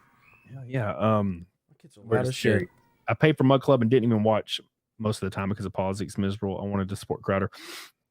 Yeah, man. I think Crowder could probably have his own platform if he act. Well, it'd be hard, but I know he signed the Rumble. But I think that's something they're going towards. Yeah, like he has the capability. He has the work ethic. He has the pool. It's just so hard to get something to combat YouTube. And the only reason I feel like Rumble's doing so well at it right now is because they were able to pull in all these conservative creators that were for some reason banned because of their political opinions, which I guess is a perfect storm for them.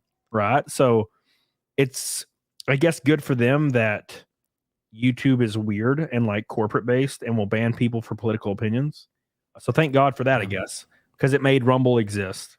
And all these it's doing a lot better than a lot of the other attempts. So I've seen throughout the years these because I've been in this creation game for like 5-ish years. Yep. So I've seen a lot of these like alternatives try to come up, and then they either get completely destroyed or banned off of like the iTunes apps or the the Android apps. Yeah. Or they just fizzle out because they become an echo chamber of just conservative politics, and nobody wants to go like there's a very small, in the scheme of everything, there's a very small group of people that are just there for just politics, and that's it. Yeah. What I think Rumble is working with is like, they've got these big names from politics, but they've also got just kind of like video games, and like there's guys. I'm in a contract with Locals, which is a part of Rumble. Yeah. But they're really trying to push video games, like a live stream video games, because they want to kind of diversify the content, because then you're going to get normie people to come in, and then you get actual free speech, which is all of the different points of view, and not just the ones that are filtered through Google Alphabet. But I think Rumble's the one that I think has gotten the furthest, because there's been like BitChute, there's been Odyssey still trying. I like Odyssey. Yeah, I was partnered with Odyssey for a few months. And, yeah, me too. Yeah, and then I went to Rumble, and Rumble's been the best because, like, my streams do great on Rumble. I've have thousands and thousands of people watching on Rumble, and I get like 1,000 followers or probably every 4 days, which is really good. Like, I mean, if you do the math within a year, that's like 60, 70,000. So that's kind of the idea. I'm liking Rumble a lot, and plus it pays well. It's fun, and that's like, I don't want to beat around the bush, but that's very important. Like, pay for creators, that's the incentive to keep them there, and it pays pretty well. People Rumble rant on there all the time, which helps out. Mm-hmm. Like Matt himself, well, he's the only one today, but he's been going slinging Rumble rants over on Rumble. But for them to compete with YouTube, it's gonna be kind of hard because the accessibility of YouTube and the amount of like funds that people make on YouTube is wild as hell. Like just tonight on YouTube, we're only what 100 170 from double Fight Milk, which is, I mean, it's just insane. There's like 3 red boys, 4 pink boys, 10 gold boys, and 3 orange boys, or 4 orange boys. I think it's just because it's more convenient. You know, everybody has been kind of built into them at this point. Yeah. Google is a thing. YouTube is a thing. So they're already built into this system. Yeah. So it's a lot easier for them to go, okay, well, I'm already signed in. I'm already in all this stuff. But once Rumble gets to the point where they also have the user base that's signed in, have their credit card set up. They're part of these different locals, because locals is very integrated. They're already part of all these different communities. Rumble rants are going to be a lot higher. Yeah, because there is a definite difference between Rumble and YouTube. Because like on YouTube, there's so many more super chats that I get. But again, I think it's just because they are already signed in and already have it all set up. Yeah, and the fact that in Rumble, so Rumble is starting to catch up really fast because the Rumble app was bad like 3 days ago, and now it is beautiful. Like they've come such a far way. It's got the dark mode. It's rocking. They have chat now on streams, so you can actually there's a chat now, which there wasn't one 2 days ago. So they got the chat now. The only issue is you still can't Rumble rant from mobile. So that's an important thing because over 80% of people watch from mobile. They're at work, they're driving, they're doing stuff out. They're not sitting at a computer. Yeah, I do. So yeah. Whenever I'm like downstairs in my theater room, I'll have streams pulled up on my phone. Yep. So that's a very, very important thing. Speaking of streams pulled up on your phone, like the stream boys are 40 away from the goal. 40 whole damn away. Rumble is great though. I'm excited to see because Rumble has come so far in 3 months or 4 months now. Yeah, dude. Just from the beginning of the year, they've improved so many different like just quality of life aspects of the website. Yeah. So it's looking fucking good. And think about that, a year, 2 years down the line, they could be fucking. Yeah. The chat didn't even work 4 months ago, and now it was busted as shit. Now it's perfect, and everybody has. Everybody even has like logos now and profile pictures, and people have a custom badge now in your chats if they have Rumble Plus or if they are a Rumble ranter. They have custom badges. If they just rant on your chat, they'll have a badge now. And after they do $100, it levels up, and when they do $1,000, it levels up again. So you become like That's awesome. Depending on the channel you're on, you'll be a top Rumble ranter of said channel. So they're making moves. They're definitely making improvements, and I really like how they're integrated with the creators. They're very mindful of what the creators want, and they're always at like that. My contact with locals and Rumble is like always asking me like, "Hey, are there any ideas? Is there anything like any pain points that you have with the website? What do you want? Yeah." So that's what I really like, that they're engaged at least. Dude, not like fucking YouTube. YouTube is completely silent. They don't talk to you. They just make changes, and if you don't like it, they're like, "Well, fuck you. We're Google." Yeah. What are you gonna do? Man, there was a time period. So when I hit 100,000 subs, the thing I was so excited about was getting that stupid check mark, because I've never accomplished anything in life at this point. So getting I want to get that. Yeah, getting this arbitrary check mark was like a big deal, and I obviously applied for it. And 2 months went by, and I was Googling it, and people were like, "Yeah, it takes 3 days or 1 day or 2 days." And I'm like, "Why has it been a month?" So I would message them, and they would just not tell me. They'd be like, "Yeah, they're looking at it. We see that you've applied." And I'm like, "Yeah, you say that every time." 8 months. It took 8 months. And the reason they didn't approve me is because apparently no one was in office for COVID, I guess. So they couldn't click the button, even though Brie Larson got hers within 24 hours. But they finally gave it to me. God, it took so long. They finally gave it to me, and I was messaging them for months. And Rumble, I remember the first day I got on Rumble, I messaged my Rumble contact, and I was like, "Hey, is there any way I can get the check mark and get what do I need to do?" And he was like, "Oh, I'll do that right now." And he's like, before I could even reply, he was like, "Yeah, you got the check mark now." And I was like, "Well, god damn." Well, thank you. I think I got it before. I made the account when Rumble first came out, and then just to make the account hey, everybody's moving over there. I wanted to have a space there, so I made one. Forgot about it, and then I checked it, and I was like, oh, I've already got the check mark. Because like they already confirmed, like they looked at all the other things that I've done. Yeah. They know who I am. They gave me the check. I didn't have to like send an email and wait for a reply and send another email. It was fucking smooth. Yeah, dude, it worked. It works, and I'm glad that people are in there and they're working. Somebody said the DVR on Rumble is finicky. I don't even know what that means. Is that like a playback thing? Yeah, it's the replay of streams. I haven't had to do that. Yeah, I haven't had any trouble with it yet. So thank God for that. All right, boys. So we have come to the time. I might have to go get my milk and eggs, actually. Well, I got eggs, but I got to get my milk. Yeah, we're going to do that. So what I'm going to do is I'm going to play a song on it's my favorite song of all time. It's the Alex Jones indie song. You probably know it. I love that song. Yeah, dude. I'm angry. Yeah, we're going to play that. I'm going to go get my milk while it's playing and eggs. We did miss double fight milk by $170. We were close, so though. close. 170 away from the double fight. But I'm going to go get my eggs and milkies. And but I'm going to play the song so me and Garrett can go do that real quick. And I'm going to do Naked Snake right before the milkies and eggies. So let's play it real quick, and I'm going to go grab his stuff. So get the hell on it, doggone it. 2 seconds, boys. Let's go. System, the company store, the paradigm of absolute control. And that's why we're just out here doing simple things, pointing out that we're meant to be in nature and be natural. And this is where we find the source that God made to transcend the New World Order. And that's why they want to try to keep us out of it. I'm angry. I've had enough of these people.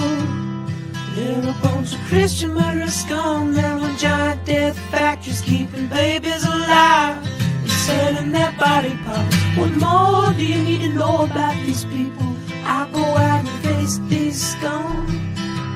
They literally crawl out from under rocks. They have green-looking skin, and they run around screaming, we love Satan, we want to eat babies. I have them on video. Hillary's in the creepy, weird, sick stuff, man. She sleeps in the same room with that creepy, weird woman whose mother wears a hood over her head. What the hell? That woman number one is ugly. Imagine how bad she smells, man. I'm told her and Obama just stink. Obama and Hillary both smell like sulfur.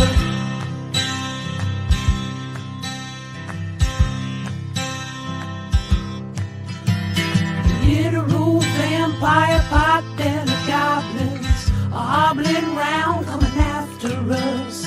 My spirit gets close to that evil and I feel it go.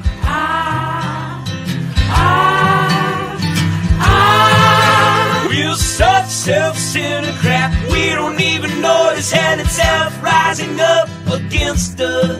Millions of pointed people of the very worst type, and I'm so pissed.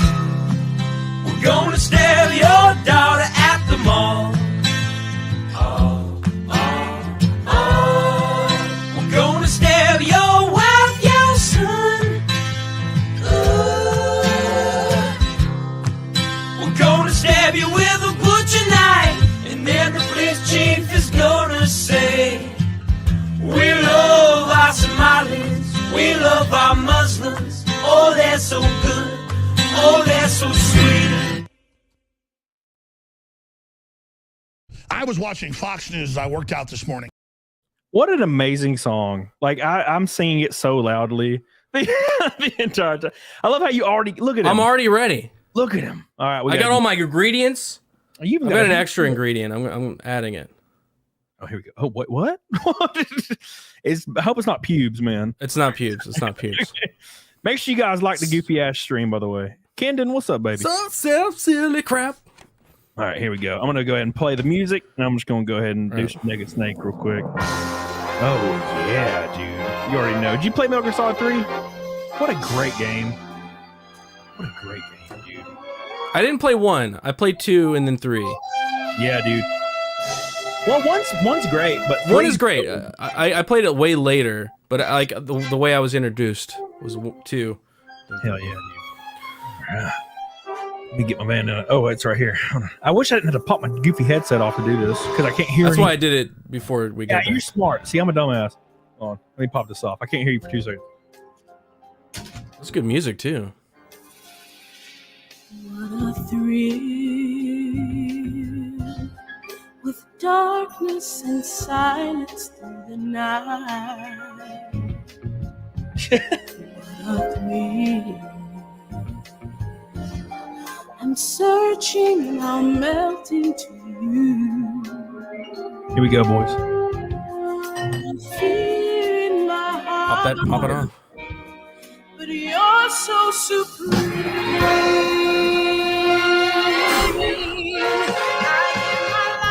Yeah.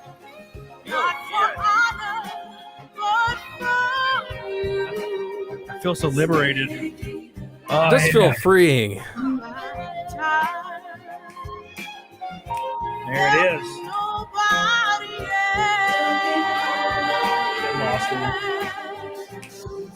Crime. It's the way I fly to you. I'm still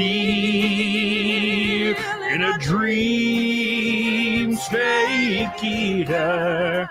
Oh my gosh, what a wonderful night. I think I saw a super chat come in that's maniacal. What is that? Hold on, let's go up. Let's go up real quick as I flex. Let's see what we got going on. I was able to do that when I was doing more Oh my god. bench presses. I can't do that. Do. Mostly gluten with a $170. Mostly gluten, you boy. I love you, bro. God, he's mostly gluten, not all the Gluten way. is delicious, all right? You take gluten out. Rumble keeps giving me the error when chatting on mobile. Well, he come over here and got us $9 from Naked Snake. Thank you so much, Mostly Gluten. You're goated. Let's turn up the music for Mostly Gluten real quick. Thank you so much, dude. You're goated. Monkey Man, you're goated. It's the way I fly to you. Mr. Gluten, I appreciate you so much. Because I'm still in a dream. Snake So good. Thank you so much, my friend. I appreciate you. Mostly Gluten is goated as hell today. Helene is coming in too with that blue boy. Thank you, Helene. I appreciate you. One day we're gonna smash pistols, but not today, Helene. Thank you so much. I love you. Oh wait, hold on.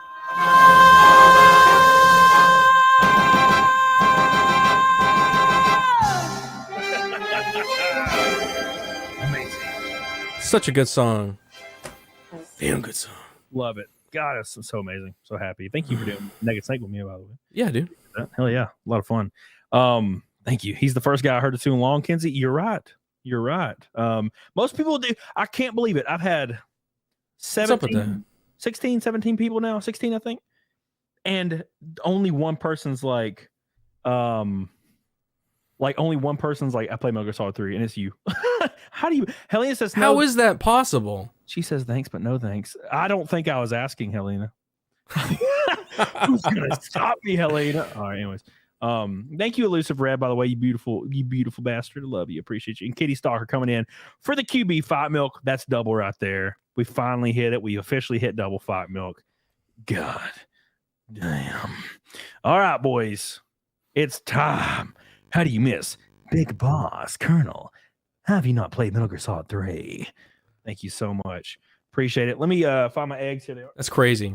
I got mine ready. Okay, so how do you do it? You do milk first, then the eggs, or do you eggs and then milk? I do eggs first, and I don't mix them. First. They are whole. Okay, whole eggs. Oh yeah, I got a whole pack. I got this badass mug. My beautiful Look at that beautiful thing. audience gave me this. Thank you, Jose. No one gives me cool mugs. What the fuck? I can't do it with one hand. I'm not that cool. I have done this enough. That one hand is totally doable as I mess it up so badly. God, come on. That's one. There's one. Pastor Flash became a sponsor. Two. Oh, it's Wolverine Snicked with 10 members again. This dude's a maniac today. And we're only 20 likes from the goal. We're coming in. We're coming in at the end here. About to come full circle, boys. Ooh, yeah. And one more. There it is. Ooh, nice. Can't see him in there. God, these eggs Not are lying to you. There we go. There's my eggies. 4 of them bitches. We're going to do some Woodford Reserve today. And I got some lactose-free, off-brand, what is it called? Fairlife milk. Oh, St. Bowser says a little late. Thanks for getting topless over on Rumble. Thank you. Just in time. Just in time. There's the milkies. This is getting pretty high. Yeah, it gets pretty full. Pretty full here. And then we kill it off with the Woodford Reserve. All right, and I found this out. They got 0 calorie, 0 sugar. Yeah, dude. Here it is. Yeah. Oh, some Monster. Man, I don't have any. I drank all mine. Damn it. Oh my God. That's what me and Nick Ricada did that. So we did me and Nick Ricada, we had to do a custom drink for Vegas, and we didn't have any milk or eggs, so we did like a bunch of different whiskeys, vodkas, and everything, and Monster. And it tasted like battery. Dangerous. Acid. Yeah, it's dangerous. Yeah. So here's how this is going to work. Real quick, Static, real quick. Let me give him some love. Yeah. Might as well make it double. Welcome to trouble and make it double. Thank you so much. Lactose milk is great. Tastes just like normal milk, but doesn't go. Yeah, it's great, dude. It's what's the difference? Should I switch? What's the reasoning there? I don't know. So my old roommate years ago, he drank Fairlife milk, and I thought it was great. So I started drinking it because of the high protein content. Now, plot twist, it didn't have lactose. I had no idea. So I started drinking it, and then I have people come on the show, and they're like, well, I can't do your fight milk because I'm lactose intolerant. And I'm like, bro, like Fairlife is lactose free. So they're like, what? And I'm like, yeah, dude, yeah. Get on it. Okay. Oh God, Wicked Virtue's in here, and I'm shirtless, and now I feel self-conscious. When attractive women see me shirtless, I'm like, oh God, do I look good enough? I don't know what to say. Hey, look, you're next to me. You're gonna look good. Anyway, all right. So what we're gonna do here? Travis look pretty good. Thank you, I appreciate that. Oh wait, no, you're talking about yours. That's the only thing I got going. I thought yours. Yeah, dude, looks great, man. And your chest hair, it like flows in such a nice way. I shave got like an up and down. Yeah, I shave mine because I'm at a weird period that if I don't shave it, I break out. So, and I don't want to go through the breakout period. So I just shave it every other day. So I'm like, go all natural, baby. All natural. Dude, I'm tempted. I almost want to go in on this thing. Mostly gluten says non-Germans are allergic to lactose. Thank you. Mostly gluten. All right. So here's what we're gonna do. I'm gonna play the fight milk music, which is BFG Division from Doom 2016. Okay. Obviously. And when the freaking guitar starts pumping with the double bass, about a minute into the song, we're gonna kill it. All right. That's the goal here. Hopefully I don't spill it too much. I have my nice shirt that I was gonna wear to the gym tomorrow, and it's like in my lap. All right. So let's start that shit, and then we're gonna go ham as hell. Gonna have a lot of fun. Thank you guys again. We're 20 likes away from the goal, so make sure you like this while we're doing this, by the way. Get the hell on it, doggone it. It's gonna be a lot of fun. We got the double fight milk today. And I can see the Woodford Reserve. That's 8 eggs, baby. 8 eggs on this stream right now. Yeah, the Woodford Reserve is not mixing, so it's just on top, which sucks. Yeah. That's gonna blow ass. So I'll let you know when. You'll know when it goes. And we'll chug that shit, and we're gonna go ham as hell. Yes, this brew did beat me on fight milk. He said his university days helped him a lot, and I was like, oh shit. Yeah, this is not that much. I went more. Yeah, dude. Thank you guys again for hanging out with us tonight. A lot of fun. I appreciate you. Thanks again to all the top doggies. Get the hell on it, doggone it. I appreciate you, Porter Black Garrett. Thank you, bro. Shit. Here we go.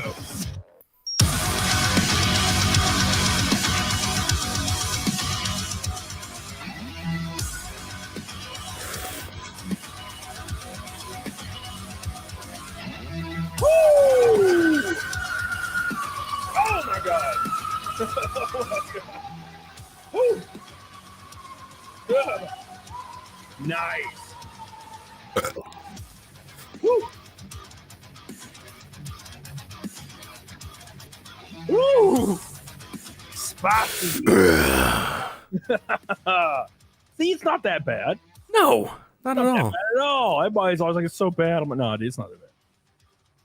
Oh, it just kicks a little hard right at the end. You got to get over that first little shaky. I think you finished before me again. Damn, what's going on lately? Why is everybody Hey, look, it's all right. It's okay. That's like $30 worth of eggs. It really is. It really is. Oh my gosh. I guess Big Virtue says Garrett took that chat. Are you going to do Fight Milk when you come on, Wicked Virtue? I got to know. I asked you the other day. Got to make sure. I see you fail horribly. Somebody has to fail because I've been getting my ass beat by a lot of people. You'll get there one day, Cody. I've done this like 250 times. I've done Fight Milk literally like over 200 times. Easily. Probably 300 times, actually. So, and I'm just still bad. I'm just not good at it. Oh, my God. I wasn't bad at all. That wasn't bad at all. It's not that bad. Nick Ricade is real bad at it, but that's because he can't open his mouth for some reason. I can open. You got a small mouth or something? What? Yeah, you can. I can open the hole and it just falls. Shit just falls down. Glug. Yeah, dude, it's real easy for me. Real quick, let me thank some beautiful people in this chat while we wait for those 15 delicious likes to come in at the end here. We got the Gold Boy Club today on the Garrett stream is Ghost Meteor and Lost Jayhawk. I appreciate you. Still Rat, Mr. Naxos. I appreciate you. Lofty Pixels. Berman Infested with 2 of them. And then it just skipped ahead for some reason. And Static with the 8th one. We missed the Gold Boy night by 2 Gold Boys, but we got close as hell. The Orange Boy crew today is Johan Naxos. I believe we did hit the Orange Boy. Johan Naxos again. Vinray LOL. Noah Sanders. Wrathchild. And Kitty Stalker with 6 Orange Boys. So we hit the orange ass night. The Pink Boy Club is Carnage Undone. Sheepsidian, Carnage Undone again. And that's it. 2 away from the pink ass night tonight. And the Red Boys today, the top doggies, are GJJ, Trent Westbrook with the Ferrari Red, as per usual. Thank you, my friend. I love you. Sheepsidian with a $200 super chat. My Jesus. German chocolate out there. I think it was mostly gluten, maybe. Well, we go down here. Mostly gluten with $170 super chat. God damn, y'all. $370 from 2 people. Mostly gluten. I love you. I appreciate you guys. We hit almost everything. Only 2 Gold Boys from the Gold Ass Night. I appreciate you guys so much. And most of all, we appreciate Quarter Black Garrett. Dude, that was a fun ass show. That was a fun ass show, dude. Yeah, I had a good time, man. Thanks for having me on. Funnest show I've had in a hot minute. Not to say the other ones are not fun. It's just I drank a lot. That's probably why it was so fun. I'm glad we got the Fight Milk in. I was worried. Yeah, hey man, I don't know, but then we passed it. Yeah, I had to post some screenshots of that shit. I'm like making a collage for the when I hit the 100. I'm gonna do like a collage video of the 100 Fight Milk. Yeah, glug. Thank you, Jana. It's gonna be a lot of fun. So guys, if you guys want to rewatch this, you can. It will be available to rewatch, of course, the first day ever, and probably the last one that I'll do 2 snakes. Or sorry, not 2 CAMELCAST, sorry. We will be rating Nick Ricada after this, of course, as per usual. So give him a boy some love in the chat. And I appreciate you guys. Wait, we are 11 likes from 800, which is the golden night. So make sure you like the stream right now. I'm going to wait patiently. Quarter Black Garrett's going to look at you intently with his face. And to make sure you get it done, look at him. That was 8 eggs. Yeah. Come on. Yeah. Come on. Come on. Listen, I quiet my fart. Excuse me. There we go. Yes. Disgusting. Thank you guys so much. I appreciate it. You will get looked at and you will like it. Thank you, Sheepsidian. I love you and I appreciate you guys so much. Fun show today with Mr. Garrett. I appreciate you again. Get the hell on it, doggone it. I'll see you guys Wednesday. Hell yeah. Hell yeah.